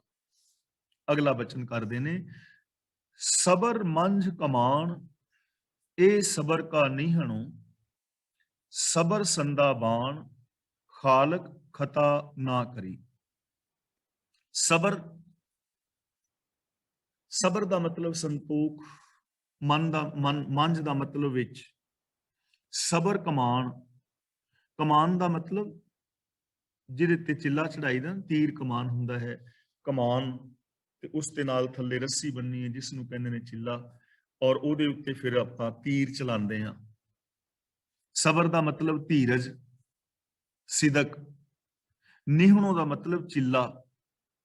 ਤਾਂ ਬਾਬਾ ਫਰੀਦ ਜੀ ਕਹਿੰਦੇ ਨੇ ਹੁਣ ਕਮੀਆਂ ਜਿਹੜੀਆਂ ਨੇ ਉਹ ਦੱਸ ਰਹੇ ਨੇ ਵੀ ਜੇ ਕੀ ਹੋਵੇ, ਹੁਣ ਕਰਨਾ ਕੀ ਹੈ, ਜੇ ਮਨ ਵਿੱਚ ਸਬਰ ਦੀ ਕਮਾਨ ਹੋਵੇ। ਹੁਣ ਅਸੀਂ ਨਿਸ਼ਾਨੇ ਤੇ ਤੀਰ ਮਾਰਨਾ ਹੈ, ਜਿਹੜੇ ਸਾਡੇ ਕੋਲ ਤੀਰ ਤੇ ਹੋਏ ਪਰ ਕਮਾਨ ਨਾ ਹੋਵੇ ਤਾਂ ਵੀ ਤੀਰ ਨਹੀਂ ਚੱਲੇਗਾ, ਤੇ ਜੇ ਕਮਾਨ ਵੀ ਹੋਵੇ, ਤੀਰ ਵੀ ਹੋਵੇ ਤੇ ਚਿੱਲਾ ਨਾ ਹੋਵੇ, ਉਹ ਡੋਰ ਨਾ ਵੱਜੀ ਹੋਵੇ ਤਾਂ ਵੀ ਤੀਰ ਨਹੀਂ ਚੱਲੇਗਾ। ਇਸ ਲਈ ਬਾਬਾ ਫਰੀਦ ਜੀ ਕਹਿੰਦੇ ਨੇ ਜੇ ਮਨ ਦੇ ਅੰਦਰ ਸਬਰ ਦੀ ਕਮਾਨ ਹੋਵੇ, ਯਾਨੀ ਤੇਰੇ ਮਨ ਵਿੱਚ ਧੀਰਜ ਹੋਵੇ ਔਰ ਸਬਰ ਦਾ ਹੀ ਕਮਾਨ ਹੋਵੇ, ਸਬਰ ਦਾ ਹੀ ਚਿੱਲਾ ਹੋਵੇ, ਸਬਰ ਸੰਦਾ ਬਾਣ, ਜੇ ਸਬਰ ਦਾ ਹੀ ਤੀਰ ਹੋਵੇ, ਖਾਲਕ ਖਤਾ ਨਾ ਕਰੀ। ਖਤਾ ਦਾ ਮਤਲਬ ਖਾਲੀ, ਵਿਅਰਥ ਜਾਣਾ, ਨਾ ਕਰੀ ਦਾ ਮਤਲਬ ਨਹੀਂ ਕਰੇਗਾ। ਤਾਂ ਸਬਰ ਦਾ ਤੀਰ ਹੋਵੇ ਤਾਂ ਪ੍ਰਭੂ ਇਹਦਾ ਨਿਸ਼ਾਨਾ ਖੁੰਝਣ ਨਹੀਂ ਦੇਵੇਗਾ, ਤੇਰਾ ਨਿਸ਼ਾਨਾ ਬਿਲਕੁਲ ਸਹੀ ਟਿਕਾਣੇ ਤੇ ਲੱਗੇਗਾ ਜੇ ਤੇਰੀ ਜ਼ਿੰਦਗੀ ਅੰਦਰ ਸਬਰ ਹੋਵੇ, ਮਨ, ਬਚਨ ਔਰ ਕਰਮ ਕਰਕੇ। ਜੇ ਜ਼ਿੰਦਗੀ ਅੰਦਰ ਸਬਰ ਨਹੀਂ ਹੈ ਤਾਂ ਫਿਰ ਕੁਝ ਪ੍ਰਾਪਤੀ ਕਰਨੀ ਔਖੀ ਹੋ ਜਾਏਗੀ। ਅਸੀਂ ਨਿੱਕੇ ਨਿੱਕੇ ਇੰਡੀਆ ਵਿੱਚ ਹੁੰਦੇ ਸਨ ਤੇ ਉੱਥੇ ਅੰਬੀਆਂ ਵੇਚਣ ਵਾਲੇ ਭਾਈ ਨੇ ਆਉਣਾ, ਟੋਪੀ ਸਾਈਕਲ ਪਿੱਛੇ ਧਰੀ, ਤੇ ਘਰਦਿਆਂ ਨੂੰ ਅਸੀਂ ਕਹਿਣਾ ਵੀ ਅਸੀਂ ਵੀ ਅੰਬ ਲੈਣੇ, ਤੇ ਘਰ ਦੇ ਨਾ ਦਾਣੇ ਪਾ ਦਿੰਦੇ ਸਨ ਥੋੜੇ ਜਿਹੇ ਝੋਲੀ ਵਿੱਚ, ਤੇ ਉਹ ਭਾਈ ਨੇ ਅੱਧੇ ਦਾਣੇ ਰੱਖ ਲੈਣੇ ਤੇ ਅੱਧਿਆਂ ਦੇ ਨਾਲ ਅੰਬ ਤੋਲ ਕੇ ਦੇ ਦੇਣਾ। ਫਿਰ ਉਹ ਅੰਬ ਭਾਵੇਂ ਖੱਟਾ ਹੁੰਦਾ ਸੀ ਜਾਂ ਮਿੱਠਾ ਜਾਂ ਖੱਟਾ ਮਿੱਠਾ ਜਿਵੇਂ ਦਾ ਮਰਜ਼ੀ ਹੁੰਦਾ ਸੀ, ਫਿਰ ਅੰਬ ਨਾਲ ਜੋ ਕੁਝ ਅਸੀਂ ਕਰਦੇ ਸਾਂ ਉਹ ਤੁਹਾਨੂੰ ਭੁੱਲਿਆ ਨਹੀਂ ਹੋਣਾ ਜੇ ਤੁਸੀਂ ਕਰਦੇ ਰਹੇ। ਮੈਨੂੰ ਤੇ ਆਪਣਾ ਯਾਦ ਹੈ, ਅੰਬ ਦੀ ਗਿਟਕ ਨੂੰ ਜਿਹੜੇ ਵਾਲ ਸਨ ਨਾ ਉਹ ਵੀ ਖਿੱਚ ਖਿੱਚ ਕੇ ਖਾ ਜਾਈਦੇ ਸਨ, ਬੱਚੇ ਹੁੰਦੇ ਸਨ। ਅੰਬ ਦੀ ਗਿਟਕ ਨਾਲ ਜੋ ਅਸੀਂ ਬਣਾਉਂਦੇ ਸਾਂ ਸਾਨੂੰ ਪਤਾ ਹੈ। ਫਿਰ ਜੀ ਕਰਦਾ ਸੀ ਵੀ ਅੰਬ ਦੀ ਗਿਟਕ ਅਸੀਂ ਬੀਜ ਦਈਏ ਤੇ ਇਹਦੇ ਤੋਂ ਰੁੱਖ ਉੱਗੇਗਾ ਤੇ ਫਿਰ ਸਾਡੇ ਅੰਬ ਘਰ ਹੋ ਜਾਣਗੇ, ਆਪਣੇ ਅੰਬ ਖਾਵਾਂ ਕਰਾਂਗੇ, ਵਾਧੂ ਸਾਰੇ ਖਾਵਾਂਗੇ। ਤੇ ਉਹ ਅੰਬ ਬੀਜ ਦਈਦਾ ਸੀ। ਹੁਣ ਸ਼ਾਮ ਨੂੰ ਅੰਬ ਬੀਜਣਾ ਤੇ ਸਵੇਰੇ ਮਾਂ ਨੇ ਕਹਿਣਾ ਵੀ ਉੱਠ ਪੁੱਤਰ ਸਕੂਲ ਜਾ, ਤੇ ਅੱਖਾਂ ਮਲਦੇ ਮਲਦੇ ਨਾ ਨਹਾਉਣ ਤੋਂ ਪਹਿਲਾਂ ਜਾ ਕੇ ਅੰਬ ਦੀ ਗਿਟਕ ਤੋਂ ਮਿੱਟੀ ਪੁੱਟ ਕੇ ਵੇਖੀਦੀ ਸੀ ਵੀ ਉੱਗਿਆ ਕਿ ਨਹੀਂ ਉੱਗਿਆ। ਉੱਗਿਆ ਨਹੀਂ ਸੀ ਹੁੰਦਾ ਫਿਰ ਮਿੱਟੀ ਪਾ ਦੇਣੀ, ਤੇ ਸਕੂਲੋਂ ਆਣ ਕੇ ਪਹਿਲਾਂ ਰੋਟੀ ਪਾਣੀ ਫਿਰ ਖਾਣਾ, ਪਹਿਲਾਂ ਅੰਬ ਵੇਖਣਾ ਉੱਗਿਆ ਨਹੀਂ, ਮਿੱਟੀ ਪੁੱਟ ਕੇ, ਉਹ ਕਦੀ ਵੀ ਨਹੀਂ ਸੀ ਉੱਗਦਾ। ਤਾਂ ਅੰਬ ਦੇ ਪੇੜ ਵਾਸਤੇ ਸਬਰ ਚਾਹੀਦਾ ਹੈ, ਉਹਨੂੰ ਬੀਜਣ ਤੋਂ ਬਾਅਦ ਉੱਤੇ ਪਾਣੀ ਵਗੈਰਾ ਜੋ ਵੀ ਪਾਣਾ ਹੈ, ਉਸ ਤੋਂ ਬਾਅਦ ਸਬਰ ਚਾਹੀਦਾ ਹੈ। 5-4 ਸਾਲ ਦਾ ਸਬਰ, ਉਹਦੀ ਪਾਲਣਾ ਕਰਨੀ, ਦਵਾਈ ਦਾਰੂ ਜੋ ਵੀ ਕਰਨਾ ਹੈ, 4-5 ਸਾਲ ਬਾਅਦ ਉਹਨੂੰ ਅੰਬ ਲੱਗਦੇ ਨੇ। ਜੇ ਕਿਸੇ ਨੇ ਡਾਕਟਰ ਬਣਨਾ ਹੈ ਤਾਂ ਉਹਨੂੰ 20-22 ਸਾਲ ਪੜ੍ਹਨ ਵਾਸਤੇ ਚਾਹੀਦੇ ਨੇ, 12-14 ਸਾਲ ਤਾਂ ਉਹਨੂੰ MSc ਕਰਨ ਵਾਸਤੇ ਚਾਹੀਦਾ, ਜਾਂ ਜੋ ਵੀ ਉਹਨੇ ਸਾਇੰਸ ਵਗੈਰਾ ਪੜ੍ਹਨੀ ਹੈ। ਫਿਰ MBBS ਕਰਨਾ ਹੈ, MD ਕਰਨਾ ਹੈ, MS ਕਰਨਾ, ਜੋ ਵੀ ਸਮਾਂ ਲੱਗੇਗਾ ਨਾ ਇੰਜੀਨੀਅਰ ਬਣਨ ਲਈ, ਡਾਕਟਰ ਬਣਨ ਲਈ। ਜੇ ਤੁਸੀਂ ਮਕਾਨ ਵੀ ਬਣਾਉਣਾ ਹੈ ਤਾਂ ਮਕਾਨ ਅੱਜ ਇੱਟਾਂ ਸਟਾ ਲਓ, ਜੇ ਕਹੋ ਵੀ ਸਵੇਰੇ ਮਕਾਨ ਬਣ ਜਾਏ ਤਾਂ ਸਵੇਰੇ ਤੇ ਨਹੀਂ ਨਾ ਬਣਨਾ, ਜ਼ਿਆਦਾ ਵੀ ਘੱਟ ਤੋਂ ਘੱਟ ਵੀ 3-4 ਮਹੀਨੇ ਤਾਂ ਟਾਈਮ ਲੱਗੇਗਾ ਨਾ, ਸਬਰ ਕਰਨਾ ਪਵੇਗਾ। ਤੇ ਜੇ ਸਬਰ ਹੀ ਨਹੀਂ ਹੈ ਤਾਂ ਜ਼ਿੰਦਗੀ ਵਿੱਚ ਕੁਝ ਹਾਸਲ ਨਹੀਂ ਹੋਵੇਗਾ। ਇਸ ਲਈ ਗੁਰੂ ਜੀ ਕਹਿੰਦੇ ਨੇ ਸੱਚ ਦੇ ਰਾਹਾਂ ਦੇ ਉੱਤੇ ਸਬਰ ਦੇ ਨਾਲ ਤੁਰੋ, ਰੱਬੀ ਗੁਣਾਂ ਦੇ ਧਾਰਨ ਹੋ ਕੇ ਸਬਰ ਕਰੋ, ਇਹਦਾ ਫਲ ਮਿੱਠਾ ਨਿਕਲੇਗਾ, ਤੁਸੀਂ ਆਪਣੇ ਨਿਸ਼ਾਨੇ ਤੇ ਪਹੁੰਚੋਗੇ, ਤੁਹਾਡਾ ਤੀਰ ਐਨ ਨਿਸ਼ਾਨੇ ਤੇ ਲੱਗੇਗਾ। ਸਹੀ ਡਾਇਰੈਕਸ਼ਨ ਤੇ ਸਬਰ ਦੇ ਨਾਲ ਤੁਰੇ ਜਾਓ। ਇੱਕ ਨਾ ਰਹੀਮ ਜੀ ਦਾ ਦੋਹਾ ਹੈ, ਬਾਣੀ ਤੋਂ ਬਾਹਰ ਦਾ ਹੈ, ਬਾਣੀ ਵਿੱਚ ਨਹੀਂ ਹੈ। ਉਹ ਕਹਿੰਦਾ ਧੀਰੇ ਧੀਰੇ ਰੇ ਮਨਾ ਧੀਰੇ ਸਭ ਕੁਛ ਹੋਏ, ਮਾਲੀ ਸਿੰਚੈ 100 ਘੜਾ ਰਿਤੂ ਆਵੇ ਫਲ ਹੋਏ। ਕਿ ਧੀਰੇ ਧੀਰੇ ਜੇ ਧੀਰਜ ਦੇ ਨਾਲ ਕਰੋਗੇ ਸਭ ਕੁਝ ਮਿਲ ਜਾਏਗਾ। ਮਾਲੀ ਭਾਵੇਂ ਸੈਂਕੜੇ ਘੜੇ ਪਾਣੀ ਪਾਉਂਦਾ ਹੈ ਫਸਲਾਂ ਨੂੰ, ਪਰ ਪਾਣੀ ਪਾਉਂਦਿਆਂ ਫਲ ਨਹੀਂ, ਫਲ ਉਦੋਂ ਹੀ ਲੱਗਦਾ ਜਦੋਂ ਰੁੱਤ ਆਉਂਦੀ ਹੈ। ਇਸ ਲਈ ਜ਼ਿੰਦਗੀ ਵਿੱਚ ਸਬਰ ਚਾਹੀਦਾ ਹੈ। ਤੇ ਅਸੀਂ ਆਪਣੇ ਜੀਵਨ ਵੱਲ ਵੇਖੀਏ ਕਿ ਆਮ ਬੰਦੇ ਦੀ ਜ਼ਿੰਦਗੀ ਵਿੱਚ ਸਬਰ ਨਹੀਂ ਹੈ। ਕੋਈ ਸਾਡੇ ਨਾਲ ਗੱਲ ਕਰਦਾ ਹੈ ਨਾ, ਤੇ ਸਾਡੇ ਵਿੱਚ ਇੰਨਾ ਸਬਰ ਨਹੀਂ ਕਿ ਅਸੀਂ ਉਹਦੀ ਗੱਲ ਪੂਰੀ ਸੁਣ ਸਕੀਏ, ਅਸੀਂ ਵਿੱਚ ਹੀ ਬੋਲਣਾ ਸ਼ੁਰੂ ਕਰ ਦਿੰਦੇ ਹਾਂ। ਸਾਡੇ ਵਿੱਚ ਇੰਨਾ ਸਬਰ ਨਹੀਂ ਕਿ ਪਹਿਲਾਂ ਅਗਲੇ ਦੀ ਗੱਲ ਨੂੰ ਚੰਗੀ ਤਰ੍ਹਾਂ ਸਮਝ ਕੇ ਟੂ ਦੀ ਪੁਆਇੰਟ ਉਹਦਾ ਉੱਤਰ ਦਈਏ। ਅਸੀਂ ਬਿਨਾਂ ਸਮਝਣ ਤੋਂ ਹੀ ਬੋਲ ਪੈਂਦੇ ਹਾਂ। ਘਰਾਂ ਦੇ ਵਿੱਚ ਇੰਨਾ ਸਬਰ ਨਹੀਂ ਕਿ ਜੇ ਮਾਂ ਪਿਓ ਨੇ ਬੱਚੇ ਨੂੰ ਕੁਝ ਕਹਿ ਦਿੱਤਾ ਤੇ ਬੱਚਾ ਸਬਰ ਦੇ ਨਾਲ ਸੁਣ ਲਵੇ ਤੇ ਸਬਰ ਕਰੇ, ਉਹ ਨਾਲ ਦੇ ਨਾਲ ਪਟਾਕ ਪਟਾਕ ਜਵਾਬ ਦੇਵੇਗਾ। ਨੂੰਹ ਦੇ ਵਿੱਚ ਸਬਰ ਨਹੀਂ, ਸੱਸ ਵਿੱਚ ਸਬਰ ਨਹੀਂ, ਪਤੀ ਵਿੱਚ ਸਬਰ ਨਹੀਂ, ਪਤਨੀ ਵਿੱਚ ਸਬਰ ਨਹੀਂ, ਭਰਾਵਾਂ ਵਿੱਚ ਸਬਰ ਨਹੀਂ। ਤੇ ਜੇ ਸਬਰ ਨਹੀਂ ਰਿਹਾ, ਰਿਸ਼ਤੇ ਵੀ ਨਹੀਂ ਰਹੇ, ਪਰਿਵਾਰ ਵੀ ਬਿਖਰ ਗਏ, ਮਿੱਤਰਤਾ ਵੀ ਟੁੱਟ ਗਈਆਂ, ਇਨਸਾਨੀਅਤ ਵਿੱਚ ਵੀ ਦਰਾਰਾਂ ਪੈ ਗਈਆਂ। ਤੇ ਜੇ ਸਬਰ ਨਹੀਂ ਤਾਂ ਅਸੀਂ ਮਾਨਸਿਕ ਰੋਗਾਂ ਦੇ ਸ਼ਿਕਾਰ ਵੀ ਹੋ ਗਏ। ਤਾਂ ਬਾਬਾ ਫਰੀਦ ਜੀ ਸਾਨੂੰ ਸਮਝਾ ਰਹੇ ਨੇ, ਸਬਰ ਜ਼ਿੰਦਗੀ ਦੇ ਅੰਦਰ ਇੱਕ ਬਹੁਤ ਵੱਡਾ ਗੁਣ ਹੈ। ਜੇ ਤੁਸੀਂ ਸਬਰ ਦੇ ਨਾਲ ਸੱਚ ਦੇ ਰਾਹਾਂ ਤੇ ਤੁਰੋਗੇ ਤਾਂ ਰੱਬ ਤੁਹਾਡੇ ਨਿਸ਼ਾਨੇ ਨੂੰ ਖੁੰਝਣ ਨਹੀਂ ਦੇਵੇਗਾ। ਤੁਹਾਡਾ ਤੀਰ ਐਨ ਟਿਕਾਣੇ ਤੇ ਨਿਸ਼ਾਨੇ ਤੇ ਲੱਗੇਗਾ, ਤੁਸੀਂ ਆਪਣੀ ਮੰਜ਼ਿਲ ਤੇ ਪਹੁੰਚ ਜਾਓਗੇ। ਸਬਰ ਅੰਦਰ ਸਾਬਰੀ ਤਨ ਏਵੇਂ ਜਾਲੇਨ। ਸਬਰ ਅੰਦਰ ਸਾਬਰੀ, ਸਾਬਰੀ ਦਾ ਮਤਲਬ ਸਬਰ ਵਾਲੇ, ਜੋ ਸਬਰ ਕਰਦੇ ਨੇ। ਏਵੇਂ ਦਾ ਮਤਲਬ ਇਸੇ ਤਰ੍ਹਾਂ, ਸਬਰ ਵਿੱਚ। ਤਨ ਜਾਲੇਨ ਦਾ ਮਤਲਬ ਸਰੀਰ ਨੂੰ ਸਾੜਦੇ ਨੇ। ਹੁਣ ਸਰੀਰ ਨੂੰ ਸਾੜਨ ਦਾ ਮਤਲਬ ਇੱਥੇ ਇਹ ਨਹੀਂ ਕਿ ਉਹ ਸਮਾਧੀਆਂ ਲਾਉਂਦੇ ਨੇ, ਜਾਂ ਉਹ ਧੂਣੀਆਂ ਤਾਂਦੇ ਨੇ, ਜਾਂ ਉਹ ਜੰਗਲਾਂ ਵਿੱਚ ਵਿਚਰਦੇ ਨੇ, ਜਾਂ ਵਰਤਨ ਰਾਤੇ ਸਰਾਧ ਕਰਦੇ ਨੇ। ਇਹ ਇਧਰ ਨਹੀਂ ਹੈ। ਸਬਰ ਅੰਦਰ ਸਾਬਰੀ ਤਨ ਏਵੇਂ ਜਾਲੇਨ। ਤਨ ਜਾਲੇਨ ਦਾ ਮਤਲਬ ਯਤਨ ਕਰਦੇ ਨੇ, ਘਾਲ ਘਾਲਦੇ ਨੇ।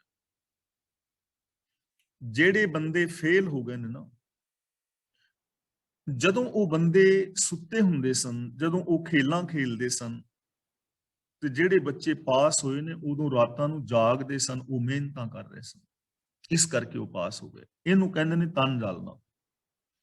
ਜਿਹੜਾ ਕੋਈ ਪਹਾੜ ਦੇ ਉੱਤੇ ਪਹੁੰਚ ਗਿਆ ਨਾ, ਲੋਕ ਉਹਨੂੰ ਚੋਟੀ ਤੇ ਪਹੁੰਚਿਆ ਤੇ ਵੇਖਦੇ ਨੇ, ਪਰ ਉਹਦੇ ਪੈਰਾਂ ਦੇ ਜ਼ਖਮ ਨਹੀਂ ਵੇਖਦੇ ਕਿ ਉਹਨੇ ਕਿੰਨੇ ਜ਼ਖਮ ਸਹਾਰੇ ਨੇ, ਕਿੰਨੇ ਉਹਨੇ ਕੰਡੇ ਸਹਾਰੇ ਨੇ, ਕਿੰਨੇ ਟੇਢੇ ਮੇਢੇ ਰਾਹਾਂ ਦੇ ਵਿੱਚੋਂ ਗਿਆ ਹੈ। ਜਿਹਦੀ ਜ਼ਿੰਦਗੀ ਵਿੱਚ ਅੱਜ ਚਾਨਣਾ ਹੈ, ਚਾਨਣਾ ਤੇ ਦਿਸ ਰਿਹਾ ਹੈ, ਪਰ ਇਹ ਨਹੀਂ ਪਤਾ ਕਿ ਉਸ ਬੰਦੇ ਨੇ ਕਿਤਨੇ ਹਨੇਰੇ ਝਾਕੇ ਨੇ, ਕਿੰਨੀਆਂ ਮੁਸੀਬਤਾਂ ਦੇ ਵਿੱਚੋਂ ਲੰਘ ਕੇ ਉਸ ਜਗ੍ਹਾ ਤੇ ਪਹੁੰਚਿਆ ਹੈ।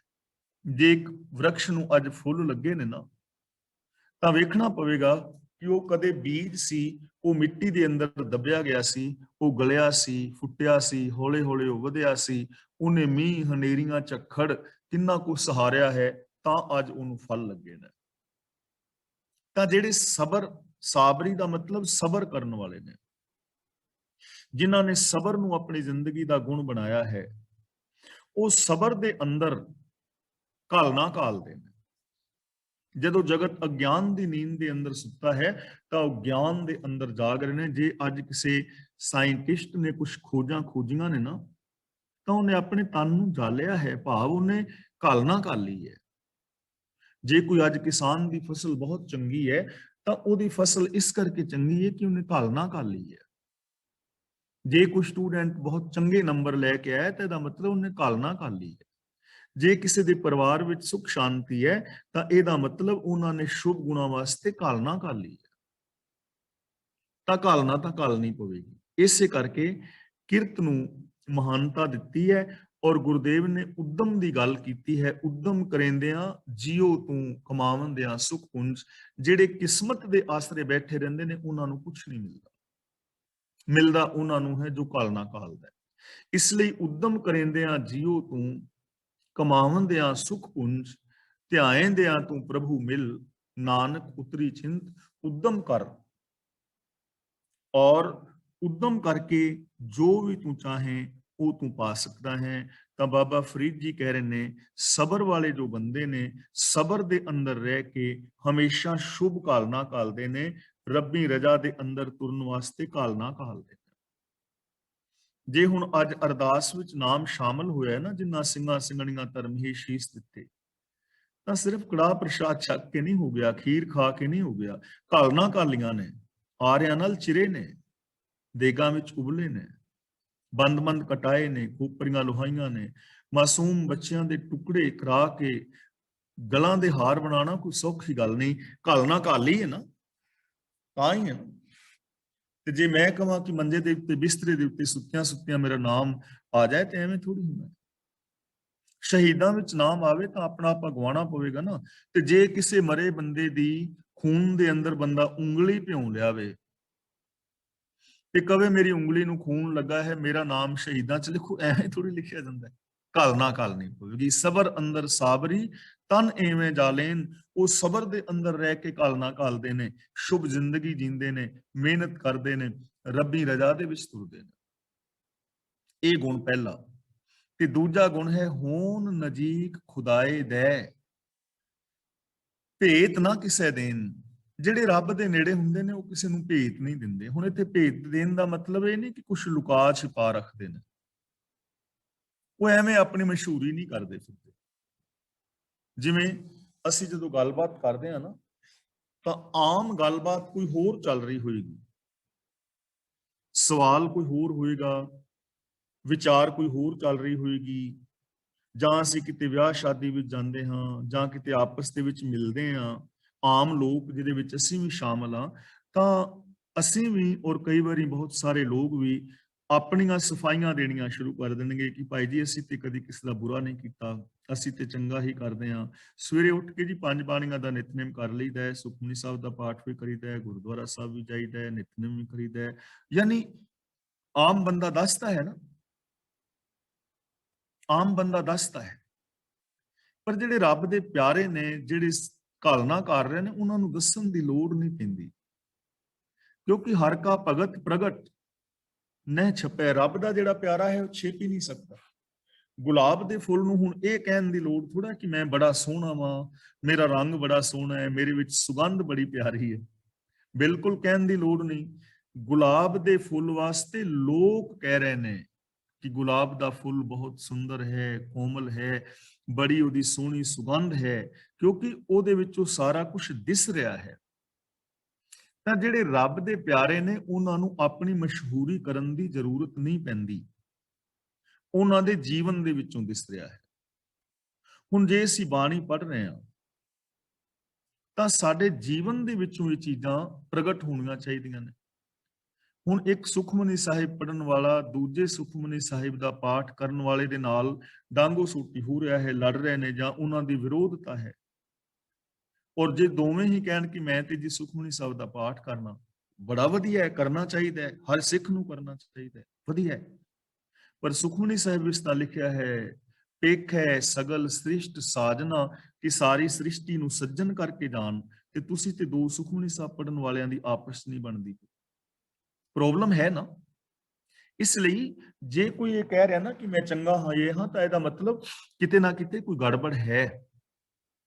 ਚੰਗਿਆਈ ਸਾਡੇ ਬੋਲਾਂ ਚੋਂ ਦਿਸਣੀ ਚਾਹੀਦੀ ਹੈ, ਸਾਡੇ ਵਿਹਾਰ ਚੋਂ ਦਿਸਣੀ ਚਾਹੀਦੀ ਹੈ, ਇਹਨਾਂ ਚੀਜ਼ਾਂ ਦੇ ਉੱਤੇ ਅਮਲ ਕਰਨਾ ਚਾਹੀਦਾ ਹੈ।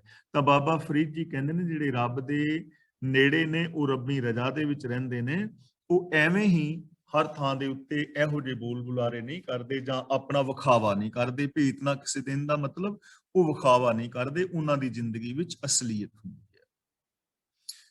ਸਬਰ ਇਹ ਸੁਆਓ ਜੇ ਤੂੰ ਬੰਦਾ ਦਿੜ ਕਰਹਿ, ਇਹਨੂੰ ਕਰਹਿ ਨੂੰ ਪੜਾਂਗੇ ਕਰਹਿ, ਵਧ ਥੀਵਹਿ, ਇਹਨੂੰ ਬਿੰਦੀ ਲਾ ਕੇ ਪੜਾਂਗੇ ਥੀਵਹਿ, ਵਧ ਥੀਵਹਿ ਦਰਿਆਓ, ਟੁੱਟ ਨਾ ਥੀਵਹਿ ਵਾਹੜਾ। ਸਬਰ ਇਹ ਸੁਆਓ, ਸੁਆਓ ਦਾ ਮਤਲਬ ਜ਼ਿੰਦਗੀ ਦਾ ਮਨੋਰਥ, ਗੋਲ, ਜ਼ਿੰਦਗੀ ਦਾ ਮਨੋਰਥ, ਪ੍ਰਯੋਜਨ, ਜ਼ਿੰਦਗੀ ਦਾ ਨਿਸ਼ਾਨਾ। ਦਿੜ ਦਾ ਮਤਲਬ ਪੱਕਾ। ਬਾਬਾ ਫਰੀਦ ਜੀ ਕਹਿੰਦੇ ਨੇ ਕਿ ਇਹ ਸਬਰ ਜ਼ਿੰਦਗੀ ਦਾ ਅਸਲ ਨਿਸ਼ਾਨਾ ਹੈ।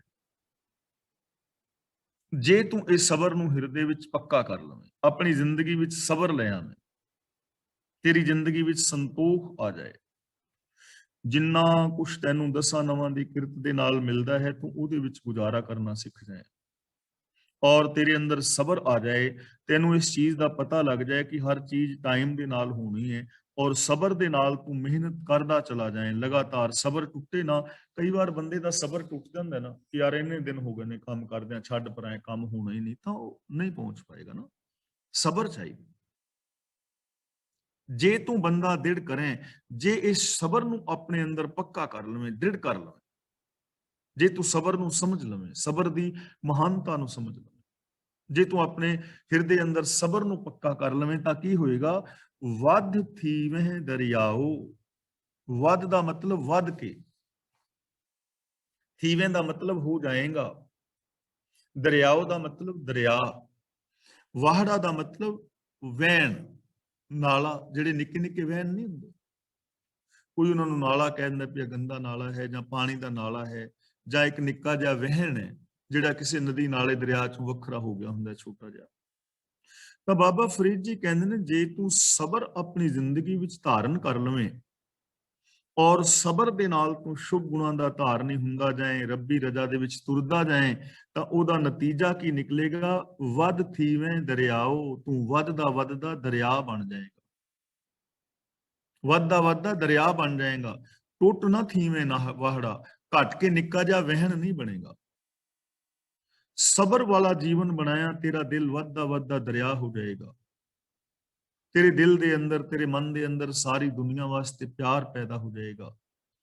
ਤੇਰੇ ਅੰਦਰ ਤੰਗ ਦਿਲੀ ਨਹੀਂ ਰਹੇਗੀ, ਤੇਰੇ ਅੰਦਰ ਈਰਖਾ, ਦਵੇਸ਼, ਮੇਰ ਤੀਰ ਦੇ ਵਿਤਕਰੇ ਨਹੀਂ ਰਹਿਣਗੇ। ਜੇ ਤੇਰੀ ਜ਼ਿੰਦਗੀ ਵਿੱਚ ਸਬਰ ਆ ਜਾਏ ਤੇ ਸਬਰ ਦੇ ਨਾਲ ਤੂੰ ਸੱਚ ਬੋਲਦਾ ਜਾਏ, ਦੁਨੀਆ ਦੇ ਨਾਲ ਪਿਆਰ ਕਰਦਾ ਜਾਏ, ਦਇਆ ਵਾਲਾ ਵਿਹਾਰ ਰੱਖੇ, ਨਿਰਭੈਤਾ ਨਿਰਵੈਰਤਾ ਨੂੰ ਅਪਣਾਵੇਂ, ਇਨਸਾਨੀਅਤ ਦੇ ਮਾਰਗ ਨੂੰ ਸਬਰ ਦੇ ਨਾਲ ਜੇ ਤੂੰ ਇਹਨਾਂ ਚੀਜ਼ਾਂ ਦੇ ਉੱਤੇ ਗੁਣਾਂ ਤੇ ਅਮਲ ਕਰਦਾ ਜਾਏ, ਤਾਂ ਤੂੰ ਦਰਿਆ ਬਣ ਜਾਏਗਾ, ਰੱਬ ਦਾ ਰੂਪ ਹੋ ਜਾਏਗਾ।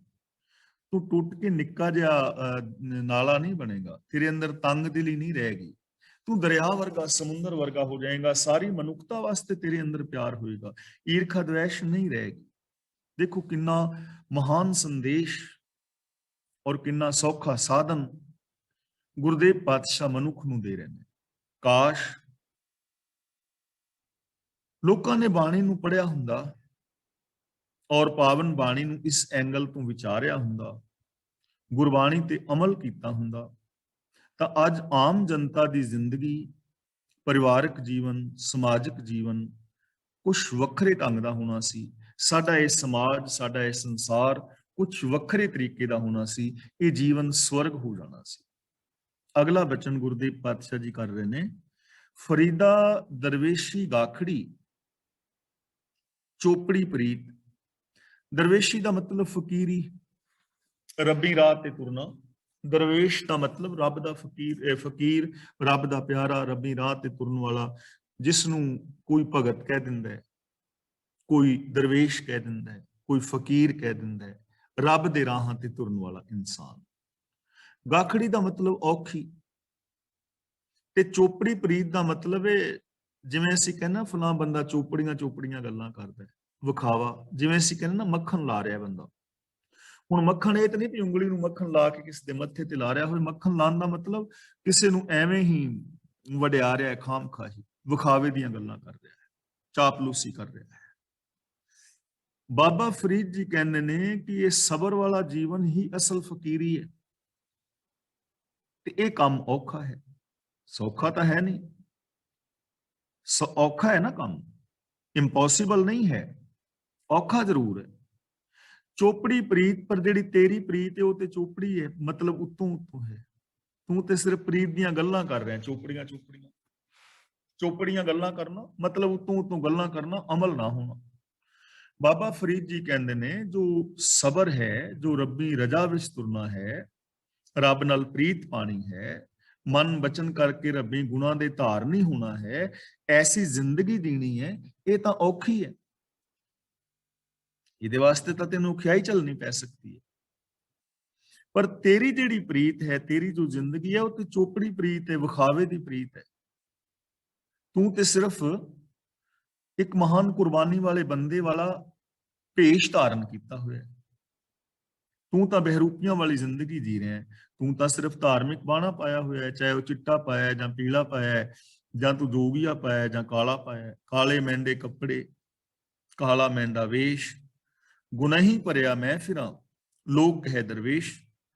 ਮੈਂ ਤੇ ਗੁਨਾਹਾਂ ਦੇ ਨਾਲ ਭਰਿਆ ਪਿਆ, ਅੰਦਰ ਤੇ ਤੇਰੇ ਗੁਨਾਹ ਨੇ, ਤੇ ਬਾਹਰੋਂ ਤੂੰ ਚੋਪੜਿਆ ਹੋਇਆ ਹੈ, ਚੋਪੜੀਆਂ ਗੱਲਾਂ ਕਰਦਾ ਹੈ, ਧਰਮ ਦੀਆਂ ਗੱਲਾਂ ਕਰਦਾ ਹੈ। ਅੱਖੀਂ ਤਾਂ ਮੀਟੇ ਨਾਕ ਪਕੜੇ, ਠੱਗਣ ਕੋ ਸੰਸਾਰ। ਤੂੰ ਅੱਖਾਂ ਮੀਟ ਰਿਹਾ ਹੈ, ਨੱਕ ਫੜਿਆ ਹੋਇਆ ਹੈ, ਸਮਾਧੀ ਲਾਉਣ ਦਾ ਢੋਂਗ ਕਰ ਰਿਹਾ ਹੈ, ਲੇਕਿਨ ਇਹ ਸਾਰਾ ਕੁਝ ਸੰਸਾਰ ਨੂੰ ਠੱਗਣ ਵਾਸਤੇ ਕਰ ਰਿਹਾ ਹੈ, ਇਮੋਸ਼ਨਲ ਬਲੈਕਮੇਲ ਕਰਨ ਵਾਸਤੇ। ਆਰਥਿਕ ਔਰ ਮਾਨਸਿਕ ਸ਼ੋਸ਼ਣ ਕਰਨ ਵਾਸਤੇ, ਤਾਂ ਐਵੇਂ ਰੱਬ ਨਹੀਂ ਮਿਲਦਾ, ਐਵੇਂ ਜ਼ਿੰਦਗੀ ਅੰਦਰ ਸ਼ਾਂਤੀ ਨਹੀਂ ਆਉਂਦੀ।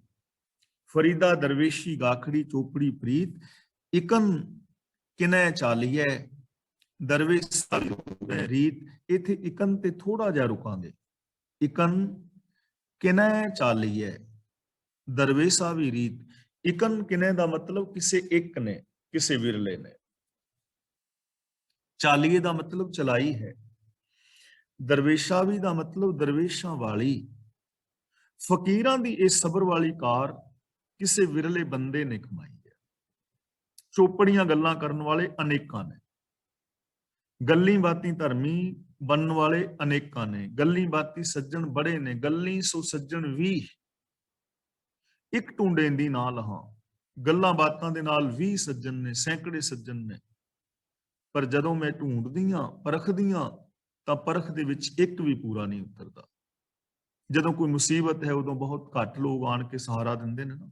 ਵੈਸੇ ਤੇ ਗੱਲਾਂ ਬਾਤਾਂ ਅਨੇਕਾਂ ਤੁਹਾਡੇ ਕੋਲ ਆ ਜਾਣਗੇ। ਸੁਖ ਮੈਂ ਆਨ ਬਹੁਤ ਮਿਲ ਬੈਠਤ, ਰਹਿਤ ਚਹੂੰ ਦਿਸ ਘੇਰੈ, ਵਿਪਤ ਪਰੀ ਸਭ ਹੀ ਸੰਗ ਛਾੜਿਤ, ਕੋ ਨ ਆਵਤ ਨੇਰੈ। ਤੁਸੀਂ ਪੀਜ਼ਾ ਮੰਗਵਾਓ, ਬਰਗਰ ਮੰਗਵਾਓ, ਖਾਣ ਵਾਲੇ ਪਦਾਰਥ ਮੰਗਾਓ, ਤੁਹਾਡੇ ਕੋਲ ਛਕਣ ਛਕਾਨ ਦੇ ਪਦਾਰਥ ਹੋਣ, ਇਨਵਾਈਟ ਕਰੋ, ਸੈਂਕੜੇ ਲੋਕ ਆ ਜਾਣਗੇ। ਜਿਹਨੂੰ ਬੁਲਾਓਗੇ ਉਹ ਹੀ ਆ ਜਾਣਗੇ। ਨਾਲ ਇੱਕ ਦਾ ਜਿਹੜਾ ਹੈ ਬੁਲਾਇਆ, ਇੱਕ ਨੂੰ ਇੱਕ ਦਾ ਹੋਰ ਵੀ ਲੈ ਕੇ ਆ ਜਾਏਗਾ। ਸੁਖ ਮੈਂ ਆਨ ਬਹੁਤ ਬੈਠਤ, ਬੜੇ ਆਣ ਕੇ ਬਹਿ ਜਾਂਦੇ ਨੇ। ਲੇਕਿਨ ਜਦੋਂ ਵਿਪਤਾ ਪੈਂਦੀ ਉਦੋਂ ਛੱਡ ਜਾਂਦੇ ਨੇ। ਤੁਸੀਂ ਕਹੋ ਮੈਨੂੰ ਹੋ ਗਿਆ ਕਰੋਨਾ, 20 ਬੰਦਿਆਂ ਨੂੰ ਫੋਨ ਕਰੋਗੇ, ਕਿੰਨੇ ਕੁ ਆਉਣਗੇ? ਸਗੋਂ ਉਹਨਾਂ ਨੇ ਦੂਜਿਆਂ ਨੂੰ ਫੋਨ ਕਰਨਾ ਕਿ ਉਹਦਾ ਫੋਨ ਮੈਨੂੰ ਆਇਆ ਸੀ, ਮੈਨੂੰ ਕਹਿੰਦਾ ਸੀ ਆਈ, ਮੈਂ ਤਾਂ ਟਲ ਗਿਆ, ਤੇ ਉਹਦੇ ਕੋਲ ਜਾਈ ਨਾ, ਉਹਨੂੰ ਕਰੋਨਾ ਹੋਇਆ, ਮਾਰਿਆ ਜਾਏ। ਹੈ ਨਾ ਪ੍ਰੋਬਲਮ। ਤਾਂ ਗੱਲੀ ਬਾਤੀ ਤਾਂ 20 ਸੱਜਣ, ਪਰ ਜੋ ਤੁਹਾਡੀਆਂ ਆਰਥਿਕ, ਸਮਾਜਿਕ, ਮਾਨਸਿਕ ਜਾਂ ਜੋ ਪਰੇਸ਼ਾਨੀਆਂ ਨੇ, ਉਹਨਾਂ ਨੂੰ ਕਿੰਨੇ ਕੁ ਲੋਕ ਸਮਝ ਰਹੇ ਨੇ? ਤੁਹਾਡੇ ਦਿਲ ਦੀ ਵੇਦਨਾ ਨੂੰ ਕਿੰਨੇ ਕੁ ਲੋਕ ਸਮਝ ਰਹੇ ਨੇ? ਇਹਦਾ ਮਤਲਬ ਇਹ ਨਹੀਂ ਕਿ ਸਾਰੇ ਨਹੀਂ ਸਮਝਦੇ। ਸੱਜਣ ਮਿੱਤਰ ਹੁੰਦੇ ਨੇ ਜੋ ਸਾਡਾ ਸਾਥ ਦਿੰਦੇ ਨੇ, ਅਸੀਂ ਕਿਸੇ ਦਾ ਸਾਥ ਦਿੰਦੇ ਆ, ਲੇਕਿਨ ਗੱਲਾਂ ਬਾਤਾਂ ਦੇ ਨਾਲ ਜ਼ਿਆਦਾ ਨੇ, ਲੇਕਿਨ ਜਦੋਂ ਲੋੜ ਪੈਂਦੀ ਹੈ ਉਦੋਂ ਘੱਟ ਨੇ। ਇਸ ਲਈ ਗੁਰੂ ਜੀ ਸਾਨੂੰ ਇੱਥੇ ਸਮਝਾ ਰਹੇ ਨੇ, ਇਕਨ ਕਿਨੈ ਚਾਲੀਏ। ਕੁਛ ਵਿਰਲੇ ਨੇ, ਵਿਰਲੇ ਜੋ ਦਰਵੇਸ਼ਾਂ ਵਾਲੀ ਰੀਤ ਤੇ ਚੱਲਦੇ ਨੇ, ਉਸ ਮਰਿਆਦਾ ਤੇ ਚੱਲਦੇ ਨੇ, ਉਸ ਰਾਹ ਨੂੰ ਅਪਣਾਉਂਦੇ ਨੇ। ਗੱਲਾਂ ਬਾਤਾਂ ਤਾਂ ਬਹੁਤ ਨੇ, ਲੇਕਿਨ ਆਰੇ ਦੇ ਨਾਲ ਚਿਰਨ ਵਾਲੇ, ਸੱਚ ਵਾਸਤੇ ਕੁਰਬਾਨੀ ਕਰਨ ਵਾਸਤੇ, ਹਿਊਮਨ ਰਾਈਟਸ ਲਈ ਆਪਣਾ ਆਪਾ ਵਾਰਨ ਵਾਸਤੇ, ਸੱਚ ਲਈ ਕੁਰਬਾਨ ਹੋਣ ਵਾਲੇ ਕੁਝ ਵਿਰਲੇ ਹੁੰਦੇ ਨੇ, ਜਿਨ੍ਹਾਂ ਦੇ ਅੰਦਰ ਸਤ, ਸੰਤੋਖ, ਦਇਆ, ਧਰਮ, ਧੀਰਜ, ਗਿਆਨ, ਵੈਰਾਗ, ਨਿਮਾਨਤਾ, ਸੇਵਾ, ਸਿਮਰਨ, ਪ੍ਰੇਮ, ਕੁਰਬਾਨੀ, ਨਿਰਭੈਤਾ, ਨਿਰਵੈਰਤਾ ਆਦਿਕ ਗੁਣ ਹੁੰਦੇ ਨੇ, ਜੋ ਮਨ, ਬਚਨ, ਕਰਮ ਕਰਕੇ ਗੁਣਾਂ ਦੇ ਧਾਰਨੀ ਨੇ। ਇਹੋ ਜਿਹੇ ਵਿਰਲੇ ਹੁੰਦੇ ਨੇ। ਤੇ ਚੋਪੜੀਆਂ ਚੋਪੜੀਆਂ ਗੱਲਾਂ ਕਰਨ ਵਾਲੇ ਬੜੇ ਹੁੰਦੇ ਨੇ। ਧਰਮ ਦੀਆਂ ਗੱਲਾਂ ਕਰਨ ਵਾਲੇ ਬਹੁਤ ਨੇ, ਰੱਬ ਦੀਆਂ ਗੱਲਾਂ ਕਰਨ ਵਾਲੇ ਨਿਰੇ ਮਿਲ ਜਾਣਗੇ, ਪਰ ਉਹਨਾਂ ਤੇ ਅਮਲ ਕਰਨ ਵਾਲੇ ਉਹ ਬਹੁਤ ਘੱਟ ਨੇ। ਤੇ ਅਮਲ ਕਰਨਾ ਹੀ ਔਖਾ ਕੰਮ ਹੈ। ਤੇ ਜਿਹੜਾ ਇਸ ਔਖੀ ਕਾਰ ਨੂੰ ਸਬਰ ਦੇ ਨਾਲ ਕਰ ਲੈਂਦਾ ਹੈ, ਉਹ ਬੰਦਾ ਹੀ ਆਪਣੇ ਜੀਵਨ ਨੂੰ ਸਫਲ ਔਰ ਸੁਚੱਜਾ ਬਣਾ ਲੈਂਦਾ। ਤਨ ਤਪੈ ਤਨੂਰ ਜਿਉ, ਬਾਲਣ ਹੱਡ ਬਲਨ, ਪੈਰੀ ਥੱਕਾਂ ਸਿਰ ਜੁਲਾਂ, ਜੇ ਮੂੰਹ ਪਿਰੀ ਮਿਲਨ। ਤਨ ਤਪੈ ਤਨੂਰ ਜਿਉ। ਹੁਣ ਇੱਥੇ ਤਨੂਰ ਦਾ ਅਰਥ ਹੈ ਭੱਠੀ। ਤਨੂਰ ਦਾ ਅਰਥ ਤੰਦੂਰ ਜਾਂ ਭੱਠੀ। ਤਨ ਤਪੈ ਤਨੂਰ ਜਿਉ, ਬਾਲਣ ਹੱਡ ਬਲਨ।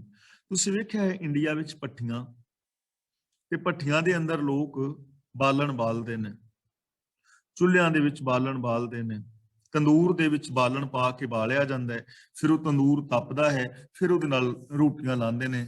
ਤਾਂ ਬਾਬਾ ਫਰੀਦ ਜੀ ਕਹਿੰਦੇ ਨੇ, ਤਨ ਤਪੈ ਤਨੂਰ ਜਿਉ, ਬਾਲਣ ਹੱਡ ਬਲਨ। ਮੇਰਾ ਸਰੀਰ ਬੇਸ਼ੱਕ ਤੰਦੂਰ ਵਾਂਗ ਤਪੇ, ਤੇ ਮੇਰੇ ਹੱਡ ਬੇਸ਼ੱਕ ਬਾਲਣ ਦੀ ਤਰ੍ਹਾਂ ਬਲਨ, ਯਾਨੀ ਮੈਂ ਇਹ ਤੰਗੀ ਸਹਾਰਨ ਲਈ ਤਿਆਰ ਹਾਂ।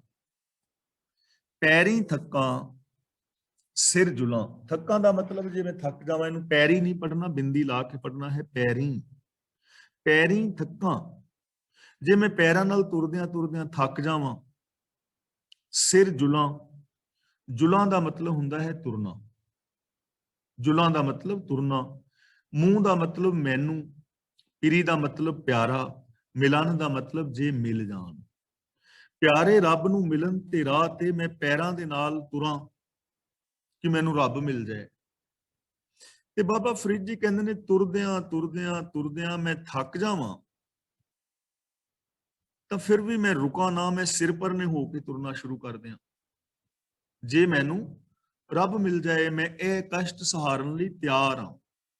ਹੁਣ ਇਹ ਚੀਜ਼ ਸਮਝਣ ਵਾਲੀ ਹੈ। ਇੱਥੇ ਦੋ ਤਰ੍ਹਾਂ ਦੇ ਲੋਕਾਂ ਦੀ ਗੱਲ ਕੀਤੀ ਜਾ ਰਹੀ ਹੈ। ਇੱਕ ਤੇ ਉਹਨੇ ਜੋ ਹੱਡਾਂ ਨੂੰ, ਸਰੀਰ ਨੂੰ ਬਾਲ ਰਹੇ ਨੇ, ਜਿਵੇਂ ਹੱਠ ਯੋਗ ਕਰ ਰਹੇ ਨੇ ਲੋਕ।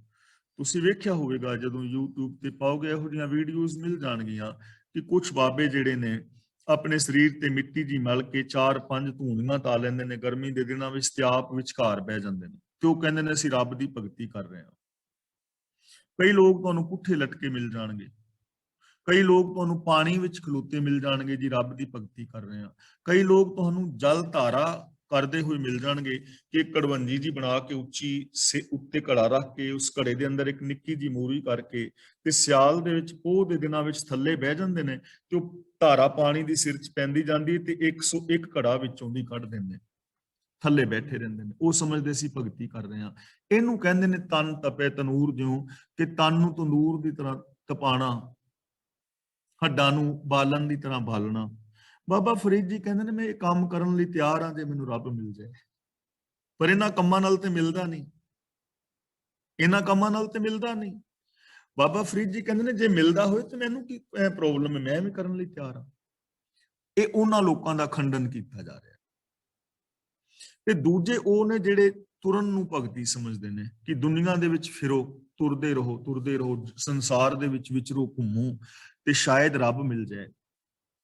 ਕਈ ਸੰਨਿਆਸੀ ਬਾਬੇ ਨੇ ਉਹ ਤੁਰਦੇ ਹੀ ਰਹਿੰਦੇ ਨੇ। ਮੈਂ ਰਾਜਸਥਾਨ ਵਿੱਚ ਛੋਟੇ ਹੁੰਦੇ ਨੇ ਵੇਖਿਆ ਹੈ, ਆਪ ਨੇ ਵੇਖਿਆ ਹੋਵੇਗਾ, ਸ਼ਾਇਦ YouTube ਤੇ ਵੀਡੀਓ ਵੀ ਮਿਲ ਜਾਣ। ਇਸ ਤਰ੍ਹਾਂ ਹੁੰਦਾ ਹੈ ਕਿ ਉਹ ਕਿਸੇ ਦੇਵੀ ਜਾਂ ਕਿਸੇ ਮੰਦਿਰ ਆਦਿਕ ਦੀ ਯਾਤਰਾ ਵਾਸਤੇ ਜਾਂਦੇ ਨੇ ਤੇ ਲੇਟ ਕੇ ਜਾਂਦੇ ਨੇ। ਹੱਥ ਦੇ ਵਿੱਚ ਇੱਕ ਪੱਥਰ ਫੜਿਆ ਹੈ, ਜ਼ਮੀਨ ਦੇ ਉੱਤੇ ਸਿੱਧੇ ਲੰਮੇ ਪੈ ਜਾਂਦੇ ਨੇ ਤੇ ਪੱਥਰ ਰੱਖ ਦਿੰਦੇ ਨੇ ਅੱਗੇ। ਫਿਰ ਉੱਥੋਂ ਖੜੇ ਹੁੰਦੇ ਨੇ, ਜਿੱਥੇ ਪੱਥਰ ਰੱਖਿਆ ਹੁੰਦਾ ਹੈ ਉੱਥੋਂ ਫਿਰ ਲੇਟ ਕੇ ਅੱਗੇ ਪੱਥਰ ਰੱਖਦੇ ਨੇ ਤੇ ਐਵੇਂ ਉਹ ਸੈਂਕੜੇ ਮੀਲਾਂ ਦੀ ਯਾਤਰਾ ਕਰਦੇ ਨੇ। ਗੋਡੇ ਗਿੱਟੇ ਛਿੱਲੇ ਜਾਂਦੇ ਨੇ, ਉਹਨਾਂ ਨੇ ਪੱਟੀਆਂ ਵਗੈਰਾ ਬੰਨੀਆਂ ਹੁੰਦੀਆਂ ਨੇ। ਇੱਕ ਲੋਟਨ ਬਾਬਾ ਵੇਖਿਆ ਹੈ ਜਿਹੜਾ ਸੜਕ ਦੇ ਉੱਤੇ ਆਪਣੇ ਗੋਡੇ ਗਿੱਟਿਆਂ ਤੇ ਪੱਟੀਆਂ ਬੰਨ ਕੇ ਤੇ ਲੇਟ ਕੇ ਨਾ ਇਸ ਤਰ੍ਹਾਂ ਰਿੜ ਕੇ ਜਾ ਰਿਹਾ ਸੀ। ਤਾਂ ਹੁਣ ਬਾਬਾ ਫਰੀਦ ਜੀ ਉਹਨਾਂ ਦਾ ਖੰਡਨ ਕਰ ਰਹੇ ਨੇ ਵੀ ਜੇ ਐਵੇਂ ਰੱਬ ਮਿਲਦਾ ਹੋਵੇ ਤਾਂ ਫਿਰ ਤਾਂ ਮੈਂ ਪੈਰਾਂ ਦੇ ਨਾਲ ਜੇ ਥੱਕ ਜਾਵਾਂ ਤੇ ਮੈਂ ਸਿਰ ਪਰਨੇ ਹੋ ਕੇ ਤੁਰਨ ਲਈ ਵੀ ਤਿਆਰ ਹਾਂ। ਪਰ ਤੁਰਿਆ ਰੱਬ ਮਿਲਦਾ ਨਹੀਂ ਨਾ, ਸਿਰ ਪਰਨੇ ਹੋਣ ਨਾਲ ਰੱਬ ਮਿਲਦਾ ਨਹੀਂ ਨਾ, ਕਿਉਂਕਿ ਰੱਬ ਦੂਰ ਥੋੜਾ ਹੈ, ਰੱਬ ਦਾ ਘਰ ਦੂਰ ਥੋੜਾ ਹੈ ਜਿੱਥੇ ਮੈਂ ਤੁਰ ਕੇ ਜਾਣਾ ਹੈ।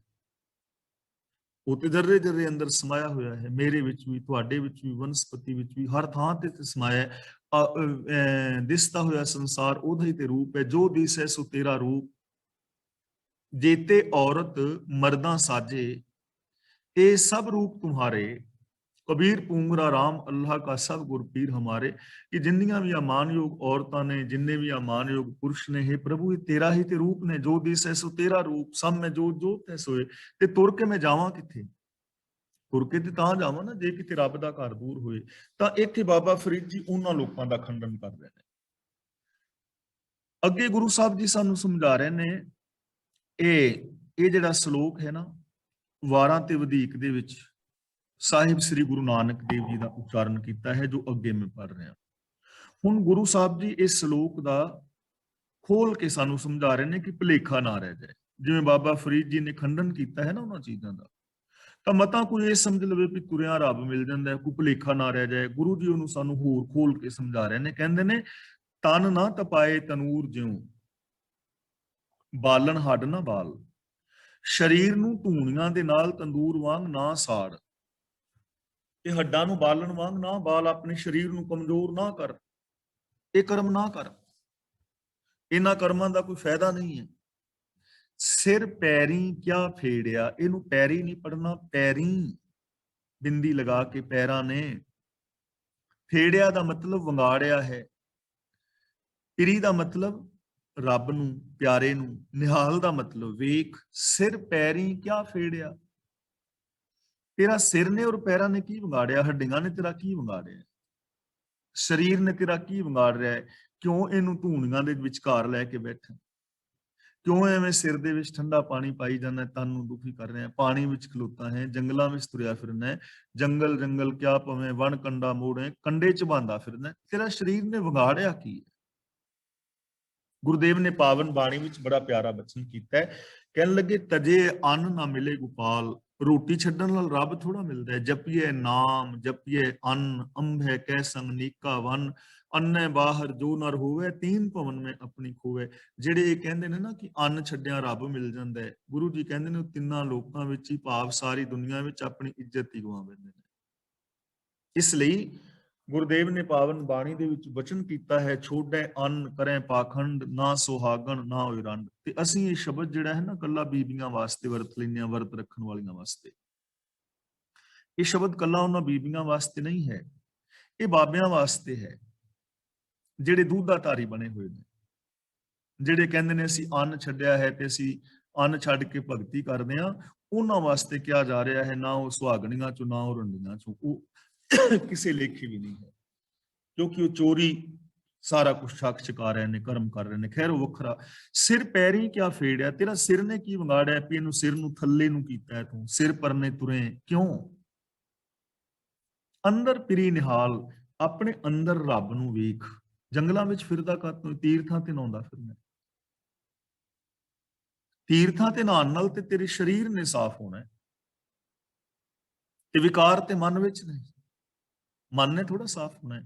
ਅੰਦਰ ਪਿਰੀ ਨਿਹਾਲ, ਆਪਣੇ ਅੰਦਰ, ਆਪਣੀ ਸੋਚ ਦੇ ਵਿੱਚ, ਆਪਣੇ ਮਨ ਬੁੱਧੀ ਦੇ ਵਿੱਚ ਰੱਬ ਨੂੰ ਵੇਖ, ਰੱਬੀ ਗੁਣਾਂ ਨੂੰ ਵੇਖ। ਤੇਰੇ ਅੰਦਰ ਹੀ ਰੱਬ ਹੈ, ਤੇਰੇ ਅੰਦਰ ਸੱਚ ਹੈ, ਤੇਰੇ ਅੰਦਰ ਸੰਤੋਖ ਹੈ, ਤੇਰੇ ਅੰਦਰ ਦਇਆ ਹੈ, ਤੇਰੇ ਅੰਦਰ ਇਨਸਾਨੀਅਤ ਹੈ। ਤੂੰ ਰੱਬ ਦਾ ਹੀ ਤੇ ਰੂਪ ਹੈ। ਆਪਣੇ ਅੰਦਰ ਇਹਨਾਂ ਗੁਣਾਂ ਨੂੰ ਵੇਖ, ਇਨਸਾਨੀਅਤ ਨੂੰ ਵੇਖ, ਇਹਨਾਂ ਨੂੰ ਪ੍ਰਗਟ ਕਰ। ਤੇ ਗੁਣਾਂ ਨੂੰ ਅੰਦਰੋਂ ਵੇਖਣ ਵਾਸਤੇ ਧੂਣੀਆਂ ਤਾਣ ਦੀ ਲੋੜ ਥੋੜਾ ਹੈ, ਸੜਕਾਂ ਤੇ ਲੇਟਣ ਦੀ ਲੋੜ ਥੋੜਾ ਹੈ, ਸ਼ੀਰ ਸ਼ਾਸਨ ਲਾਉਣ ਦੀ ਲੋੜ ਥੋੜਾ ਹੈ। ਅੰਦਰ ਗੁਣਾਂ ਨੂੰ ਵੇਖਣ ਵਾਸਤੇ ਤਾਂ ਆਪਣੀ ਸੋਚ ਨੂੰ ਬਦਲਣ ਦੀ ਲੋੜ ਹੈ ਨਾ। ਸਿਰਫ ਸੋਚ ਨੂੰ ਬਦਲ, ਆਪਣੇ ਅੰਦਰ ਰੱਬ ਨੂੰ ਵੇਖ, ਆਪਣੇ ਅੰਦਰ ਵੇਖ ਕਿ ਤੇਰੇ ਅੰਦਰ ਦੋਸ਼ ਕਿੰਨੇ ਨੇ, ਤੇਰੇ ਅੰਦਰ ਗੁਨਾਹ ਕਿੰਨੇ ਨੇ, ਤੇਰੇ ਅੰਦਰ ਗੁਣ ਕਿੰਨੇ ਨੇ, ਤੂੰ ਕਿੱਥੇ ਖੜਾ ਹੈ। ਸੈਲਫ ਐਨਾਲਿਸਿਸ ਕਰ। ਅਗਲਾ ਬਚਨ ਕਰਦੇ ਨੇ, ਹਉ ਢੂੰਢੇਂਦੀ ਸੱਜਣਾ ਸੱਜਣ ਮੈਂਡੇ ਨਾਲ, ਕਿ ਮੈਂ ਰੱਬ ਨੂੰ ਲੱਭਦੀ ਫਿਰਦੀ ਸਾਂ। ਸੱਜਣ, ਰੱਬ ਪਿਆਰਾ, ਸੱਜਣ ਮੈਂਡੇ ਨਾਲ, ਤੇ ਰੱਬ ਤੇ ਮੇਰੇ ਨਾਲ ਸੀ, ਮੈਨੂੰ ਭੁਲੇਖਾ ਸੀ। ਆਮ ਕਰਕੇ ਕਹਾਵਤ ਹੈ ਨਾ, ਕੁੱਛੜ ਕੁੜੀ ਤੇ ਸ਼ਹਿਰ ਢੰਡੋਰਾ। ਕਿਸੇ ਬੀਬੀ ਨੇ ਕੁੱਛੜ ਕੁੜੀ ਚੁੱਕੀ ਹੋਈ ਸੀ, ਆਪਣੀ ਨਿੱਕੀ ਬੱਚੀ, ਤੇ ਉਹ ਲੱਭਦੀ ਫਿਰਦੀ ਸੀ, ਮੇਰੀ ਕੁੜੀ ਗਵਾਚ ਗਈ, ਮੇਰੀ ਕੁੜੀ ਗਵਾਚ ਗਈ। ਕੁੜੀ ਸਾਰੇ ਸ਼ਹਿਰ ਦੇ ਵਿੱਚ ਢੰਡੋਰਾ ਪਿੱਟ ਗਿਆ ਕੁੜੀ। ਤੇ ਕਿਸੇ ਨੇ ਕਿਹਾ ਜਿਹੜੀ ਕੁੱਛੜ ਚੁੱਕੀ ਹੈ, ਉਹ ਕਹਿੰਦੀ ਹਾਂ ਇਹੋ ਹੀ ਸੀ, ਮੈਂ ਤੇ ਕੁੱਛੜ ਚੁੱਕੀ ਫਿਰਦੀ ਹਾਂ। ਕੁੱਛੜ ਕੁੜੀ ਤੇ ਸ਼ਹਿਰ ਢੰਡੋਰਾ। ਇਸੇ ਤਰ੍ਹਾਂ ਰੱਬ ਅੰਦਰ ਤੇ ਲੱਭਦਾ ਜੰਗਲਾਂ ਵਿੱਚ ਫਿਰਦਾ ਹੈ। ਰੱਬ ਤੇ ਮੇਰੇ ਨਾਲ ਸੀ, ਹਉ ਢੂੰਢੇਂਦੀ ਸੱਜਣਾ, ਮੈਂ ਰੱਬ ਨੂੰ ਲੱਭਦੀ ਫਿਰਦੀ ਹਾਂ। ਸੱਜਣ ਮੇਰਾ ਮੇਰੇ ਨਾਲ। ਹੁਣ ਦੇਖੋ ਸਾਡੇ ਸੱਜਣ ਕੌਣ ਨੇ ਔਰ ਦੁਸ਼ਮਣ ਕੌਣ ਨੇ। ਅਕਾਮ, ਕ੍ਰੋਧ, ਲੋਭ, ਹੰਕਾਰ, ਈਰਖਾ, ਦਵੇਸ਼, ਇਹ ਇਨਸਾਨੀਅਤ ਦੇ ਦੁਸ਼ਮਣ ਨੇ। ਸਤ, ਸੰਤੋਖ, ਦਇਆ, ਧਰਮ, ਸਚਾਈ, ਨਿਰਭੈਤਾ ਵਗੈਰਾ ਇਹ ਸੱਜਣ ਨੇ। ਰੱਬ ਗੁਣਾਂ ਦਾ ਮੁਜੱਸਮਾ ਹੈ, ਗੁਣ ਨਿਧਾਨ ਭਗਤਨ ਕੋ ਬਰਤਨ, ਤੇ ਉਹ ਤੇ ਮੇਰੇ ਨਾਲ ਹੈ। ਗੁਣ ਤੇ ਮੇਰੇ ਅੰਦਰ ਨੇ, ਰੱਬ ਤੇ ਮੇਰੇ ਅੰਦਰ ਹੈ, ਤੇ ਮੈਂ ਬਾਹਰ ਲੱਭਦਾ ਫਿਰਨਾ। ਨਾਨਕ ਅਲਖ ਨਾ ਲਖੀਐ। ਨਾਨਕ ਤੇ ਥੋੜਾ ਰੁਕਣਾ ਹੈ। ਅਲਖ ਦਾ ਮਤਲਬ ਜਿਹੜਾ ਦਿਸਦਾ ਨਹੀਂ, ਜਿਸ ਦਾ ਕੋਈ ਰੂਪ ਰੇਖ ਰੰਗ ਆਕਾਰ ਨਹੀਂ ਹੈ, ਜਿਸ ਦੇ ਲੱਛਣਾਂ ਤੋਂ ਨਹੀਂ ਪਤਾ ਲੱਗਦਾ। ਜਿਵੇਂ ਹੁਣ ਸਾਡਾ ਰੂਪ ਹੈ ਨਾ, ਸਰੀਰ ਹੈ ਸਾਡਾ, ਰੰਗ ਹੈ, ਤੇ ਪਤਾ ਲੱਗਦਾ ਹੈ ਕਿ ਇਹ ਫਲਾਂ ਹੈ, ਇਹ ਫਲਾਂ ਹੈ। ਰੱਬ ਦਾ ਐਵੇਂ ਨਹੀਂ ਪਤਾ ਲੱਗਦਾ, ਕਿਉਂਕਿ ਉਹਦਾ ਕੋਈ ਰੂਪ ਰੇਖ ਰੰਗ ਆਕਾਰ ਨਹੀਂ ਹੈ। ਉਹ ਤਾਂ ਇੱਕ ਪਰਮ ਸੱਤਿਆ ਹੈ, ਇੱਕ ਸ਼ਕਤੀ ਹੈ ਜੋ ਜ਼ਰਰੇ ਜ਼ਰਰੇ ਅੰਦਰ ਸਮਾਇਆ ਹੈ, ਜੋ ਸਾਰਾ ਸੰਸਾਰ ਦਿਸਦਾ, ਜਿਹਦਾ ਵਿਸਥਾਰ ਹੈ। ਤਾਂ ਗੁਣਾਂ ਦਾ ਕੋਈ ਰੂਪ ਰੰਗ ਰੇਖ ਥੋੜੀ ਹੁੰਦਾ ਹੈ। ਜੇ ਅਸੀਂ ਹੁਣ ਕਹੀਏ ਵੀ ਸੱਚ ਕਿਹੋ ਜਿਹਾ, ਲਾਲ ਕਿ ਪੀਲਾ, ਸੱਚ ਪਤਲਾ ਹੈ ਕਿ ਮੋਟਾ ਹੈ, ਲੰਮਾ ਹੈ ਕਿ ਮਧਰਾ ਹੈ, ਆਕਾਰ ਥੋੜੀ ਸੱਚ ਦਾ। ਪ੍ਰੇਮ ਦਾ ਕੋਈ ਆਕਾਰ ਥੋੜੀ ਕਿ ਪ੍ਰੇਮ ਪੀਲੇ ਰੰਗ ਦਾ ਹੁੰਦਾ ਕਿ ਲਾਲ ਰੰਗ ਦਾ ਹੁੰਦਾ। ਪ੍ਰੇਮ ਮਧਰਾ ਹੁੰਦਾ ਕਿ ਲੰਬਾ ਹੁੰਦਾ। ਦਇਆ ਕੈਸੀ ਹੁੰਦੀ ਹੈ? ਇਹਨਾਂ ਗੁਣਾਂ ਦਾ ਰੂਪ ਰੇਖ ਰੰਗ ਆਕਾਰ ਨਹੀਂ ਹੈ ਨਾ। ਜਨ ਨਾਨਕ ਅਲਖ ਨਾ ਲਖੀਐ, ਉਹ ਲੱਛਣ ਤੋਂ ਪਰੇ ਹੈ, ਲਖਨ ਤੋਂ ਪਰੇ ਹੈ, ਉਹ ਇਹਨਾਂ ਅੱਖਾਂ ਨਾਲ ਨਹੀਂ ਦਿਸਦਾ। ਗੁਰਮੁਖ ਦੇ ਦਿਖਾਲ, ਗੁਰਮੁਖ ਦਾ ਮਤਲਬ ਗੁਰੂ ਦੇ ਦੱਸੇ ਰਾਹਾਂ ਤੇ ਤੁਰਿਆ। ਜਿਹੜਾ ਕੋਈ ਗੁਰੂ ਦੇ ਚਰਨਾਂ ਦੀ ਸ਼ਰਨ ਵਿੱਚ ਆਉਂਦਾ ਨਾ, ਗੁਰੂ ਉਸ ਨੂੰ ਵਿਖਾ ਦਿੰਦਾ ਹੈ, ਗੁਰੂ ਉਸ ਨੂੰ ਗਿਆਨ ਦਿੰਦਾ ਹੈ, ਸਮਝ ਦਿੰਦਾ ਹੈ। ਗੁਰੂ ਸਾਨੂੰ ਦੱਸਦਾ ਹੈ ਕਿ ਰੱਬ ਉੱਤੇ ਸਵਰਗ ਵਿੱਚ ਨਹੀਂ ਬੈਠਾ ਹੋਇਆ, ਰੱਬ ਉੱਤੇ ਜੰਨਤ ਵਿੱਚ ਨਹੀਂ ਬੈਠਾ ਹੋਇਆ, ਰੱਬ ਕਿਸੇ ਬੈਕੁੰਠ ਧਾਮ ਵਿੱਚ ਨਹੀਂ ਬੈਠਾ ਹੋਇਆ। ਗੁਰੂ ਸਾਨੂੰ ਦੱਸਦੇ ਨੇ ਕਿ ਰੱਬ ਜਿਹੜਾ ਹੈ ਉੱਤੇ ਕਿਸੇ ਸੱਚਖੰਡ ਵਿੱਚ ਨਹੀਂ ਬੈਠਾ ਹੋਇਆ। ਅਦਿਸਤਾ ਜਗਤ ਰੱਬ ਦਾ ਰੂਪ ਹੈ, ਰੱਬੀ ਗੁਣ ਹੀ ਰੱਬ ਨੇ, ਤੇਰੇ ਅੰਦਰ ਇਹ ਗੁਣ ਮੌਜੂਦ ਨੇ, ਤੂੰ ਖੁਦ ਰੱਬ ਦਾ ਰੂਪ ਹੈ, ਤੂੰ ਆਪ ਭੁਲੇਖੇ ਵਿੱਚ ਹੈ। ਤੋਹੀ ਮੋਹੀ ਮੋਹੀ ਤੋਹੀ ਅੰਤਰ ਕੈਸਾ, ਕਨਿਕ ਕਟਿਕ ਜਲ ਤਰੰਗ ਜੈਸਾ, ਜੋ पे हम ना पाप करंता एह अनंता, पतित पावन नाम कैसे हुंता, तुम जो नायक आछो अंतर जामी, जन ते जन जानीजे, प्रभ ते जन जानीजे, जन ते स्वामी। शरीर आराधे मुँह को विचार देहू, जन रविदास समदल समझावे। समदल ਦਾ ਮਤਲਬ ਜੋ ਦਲਾਂ ਦੇ ਅੰਦਰ ਬਰਾਬਰ ਫੈਲਿਆ ਹੋਇਆ ਹੈ, ਬਰਾਬਰ ਪਸਿਆ ਹੋਇਆ ਹੈ, ਕੋਈ ਮੈਨੂੰ ਇਹ ਚੀਜ਼ ਸਮਝਾ ਦੇਵੇ, ਮੈਨੂੰ ਇਹ ਸੂਝ ਬਖਸ਼ੇ, ਮੈਨੂੰ ਇਹ ਕਾਮਨ ਸੈਂਸ ਬਖਸ਼ੇ ਕਿ ਰੱਬ ਤੇ ਸਰਵ ਵਿਆਪਕ ਇੱਕ ਸ਼ਕਤੀ ਹੈ। ਤਾਂ ਗੁਰੂ ਸਾਨੂੰ ਇਹ ਗਿਆਨ ਦਿੰਦਾ ਹੈ, ਗੁਰੂ ਦੇ ਗਿਆਨ ਰਾਹੀਂ ਇਹ ਚੀਜ਼ ਜਿਹੜੀ ਹੈ ਸਮਝ ਆ ਸਕਦੀ ਹੈ। ਤਾਂ ਇੱਥੋਂ ਸਾਨੂੰ ਕੀ ਸਮਝਾਇਆ ਜਾ ਰਿਹਾ ਹੈ ਕਿ ਇਹ ਜਿੰਨੇ ਵੀ ਕਰਮ ਕਾਂਡ ਨੇ, ਇਹਨਾਂ ਦੇ ਨਾਲ ਪ੍ਰਭੂ ਮਿਲਾਪ ਦਾ ਕੋਈ ਵੀ ਸੰਬੰਧ ਨਹੀਂ ਹੈ। ਦਰਵੇਸ਼ੀ ਜਿਹੜੀ ਹੈ ਗਾਖੜੀ ਹੈ, ਸੌਖਾ ਰਾਸਤਾ ਨਹੀਂ ਹੈ, ਔਖਿਆਈ ਹੈ। ਸਬਰ ਆਪਣੇ ਅੰਦਰ ਧਾਰਨ ਕਰਨਾ ਹੈ। ਜੇਕਰ ਸਬਰ ਦੇ ਅਸੀਂ ਧਾਰਨੀ ਆ, ਸਬਰ ਦੇ ਨਾਲ ਸ਼ੁਭ ਗੁਣਾਂ ਦੇ ਉੱਤੇ ਅਸੀਂ ਤੁਰਦੇ ਜਾਵਾਂਗੇ, ਸੱਚ ਦੇ ਮਾਰਗ ਤੇ ਚੱਲਾਂਗੇ, ਤਾਂ ਇੱਕ ਦਿਨ ਬਿਲਕੁਲ ਤੀਰ ਨਿਸ਼ਾਨੇ ਤੇ ਵੱਜੇਗਾ। ਸਬਰ ਦੇ ਨਾਲ ਸੱਚ ਦੇ ਰਾਹਾਂ ਤੇ ਤੁਰਦਿਆਂ ਤੁਸੀਂ ਵੀ ਇੱਕ ਦਿਨ ਸੱਚ ਦਾ ਰੂਪ ਹੋ ਜਾਓਗੇ। ਤੇ ਰੱਬ ਦੀ ਜਿਹੜੀ ਪ੍ਰੀਤ ਹੈ ਉਹ ਔਖੀ ਹੈ, ਪਰ ਤੇਰੀਆਂ ਗੱਲਾਂ ਚੋਪੜੀਆਂ ਨੇ। ਵਿਖਾਵੇ ਦੀ ਪ੍ਰੀਤ ਦੇ ਨਾਲ, ਵਿਖਾਵੇ ਦੀਆਂ ਗੱਲਾਂ ਦੇ ਨਾਲ ਉਹ ਨਹੀਂ ਮਿਲਦਾ। ਇਸੇ ਤਰ੍ਹਾਂ ਆ ਜਿਹੜੇ ਜਿੰਨੇ ਵੀ ਤਨ ਨੂੰ ਤਪਾਉਣ ਵਾਲੇ ਕਰਮ ਨੇ, ਸਮਾਧੀਆਂ ਲਾਣੀਆਂ ਨੇ, ਚਾਹੇ ਉਹ ਅੱਗ ਬਾਲ ਕੇ ਜਾਂ ਪਾਣੀ ਵਿੱਚ ਜਾਂ ਜਲ ਧਾਰਾ ਜਾਂ ਵੈਸੇ ਦਸਮ ਦੁਆਰ ਵਿੱਚ ਪ੍ਰਾਣ ਚੜਾਉਣ ਦੇ ਯਤਨ, ਜਿੰਨੇ ਵੀ ਯਤਨ ਨੇ ਬੇਕਾਰ ਨੇ। ਇਹਨਾਂ ਕਰਕੇ ਆਪਣੇ ਤਨ ਨੂੰ ਦੁਖੀ ਨਾ ਕਰੋ, ਬਾਲਣ ਦੀ ਤਰ੍ਹਾਂ ਨਾ ਬਾਲੋ, ਕਿਉਂਕਿ ਜੇ ਐਵੇਂ ਕੀਤਿਆਂ ਮਿਲਦਾ ਹੋਵੇ ਤਾਂ ਹੁਣ ਤੱਕ ਮਿਲ ਜਾਣਾ ਸੀ। ਇਸ ਲਈ ਸਿਰ ਪੈਰੀਂ ਕਿਆ ਫੇੜਿਆ, ਅੰਦਰ ਪ੍ਰੀ ਨਿਹਾਲ। ਸਿਰ ਨੇ ਪੈਰਾਂ ਨੇ ਤੁਹਾਡਾ ਕੀ ਵਿਗਾੜਿਆ ਹੈ? ਕਿਉਂ ਇਹਨਾਂ ਨੂੰ ਦੁਖੀ ਕਰਦੇ ਹੋ? ਆਪਣੇ ਅੰਦਰ ਵੇਖੋ, ਸੋਚ ਨੂੰ ਬਦਲੋ। ਤੇ ਨਾਲ ਸਾਨੂੰ ਕਿਹਾ ਹੈ ਕਿ ਉਹ ਰੱਬ ਸਾਰਿਆਂ ਦੇ ਨਾਲ ਹੈ, ਮੇਰੇ ਨਾਲ, ਤੁਹਾਡੇ ਨਾਲ, ਹਰ ਥਾਂ ਤੇ ਵਿਆਪਕ ਹੈ। ਹਰ ਥਾਂ ਤੇ ਪੂਰੀ ਦੁਨੀਆ ਵਿੱਚ ਸਤ ਸੰਤੋਖ ਆਦਿ ਗੁਣ ਮੌਜੂਦ ਨੇ। ਇਹ ਨਹੀਂ ਕਿ ਕੈਨੇਡਾ ਵਿੱਚ ਗੁਣ ਹੈ ਨੇ ਤੇ ਅਮਰੀਕਾ ਵਿੱਚ ਨਹੀਂ, ਅਮਰੀਕਾ ਵਿੱਚ ਹੈ ਨੇ ਤੇ ਇੰਡੀਆ ਵਿੱਚ ਨਹੀਂ, ਇੰਡੀਆ ਵਿੱਚ ਨੇ ਤੇ ਪਾਕਿਸਤਾਨ ਵਿੱਚ ਨਹੀਂ। ਹਰ ਥਾਂ ਤੇ, ਹਰ ਸਮੇਂ, ਹਰ ਇਨਸਾਨ ਦੇ ਅੰਦਰ ਗੁਣ ਮੌਜੂਦ ਨੇ। ਜਦੋਂ ਮਰਜ਼ੀ ਉਹਨਾਂ ਗੁਣਾਂ ਦਾ ਧਾਰਨੀ ਹੋ ਕੇ ਆਪਣੀ ਸੁਰਤ ਨੂੰ ਉਹਨਾਂ ਗੁਣਾਂ ਦੇ ਅੰਦਰ ਮਿਲਾ ਸਕਦਾ ਹੈ। ਇਸ ਲਈ ਸਾਨੂੰ ਜ਼ਰੂਰਤ ਪਵੇਗੀ ਗੁਰੂ ਦੀ, ਗੁਰੂ ਦੇ ਗਿਆਨ ਦੀ। ਗਿਆਨ ਗੁਰੂ ਦੀ ਅਗਵਾਈ ਵਿੱਚ ਚੱਲ ਕੇ ਸਾਡੀ ਜ਼ਿੰਦਗੀ ਦੇ ਅੰਦਰ ਤਬਦੀਲੀ ਆ ਸਕਦੀ ਹੈ ਔਰ ਅਸੀਂ ਰੱਬ ਵਰਗੇ ਹੋ ਸਕਦੇ ਹਾਂ। ਇਸ ਲਈ ਜ਼ਰੂਰਤ ਹੈ ਗਿਆਨ ਗੁਰੂ ਦੀ ਅਗਵਾਈ ਲੈਣੀ। ਜੇ ਸੌਖੇ ਲਫ਼ਜ਼ਾਂ ਵਿੱਚ ਕਹਾਂ ਤਾਂ ਅਸੀਂ ਜੋ ਸਿੱਖ ਵੀਰ ਪੈਣਾ ਹਾਂ, ਅਸੀਂ ਜੇ ਸ੍ਰੀ ਗੁਰੂ ਗ੍ਰੰਥ ਸਾਹਿਬ ਜੀ ਦੇ ਦਿੱਤੇ ਹੋਏ ਵੇ ਆਫ ਲਾਈਫ ਨੂੰ ਅਪਣਾ ਲਈਏ ਤਾਂ ਇਹ ਸਾਡਾ ਜੀਵਨ ਜਿਹੜਾ ਹੈ ਸਫਲ ਔਰ ਸੁਚੱਜਾ ਹੋ ਸਕਦਾ ਹੈ।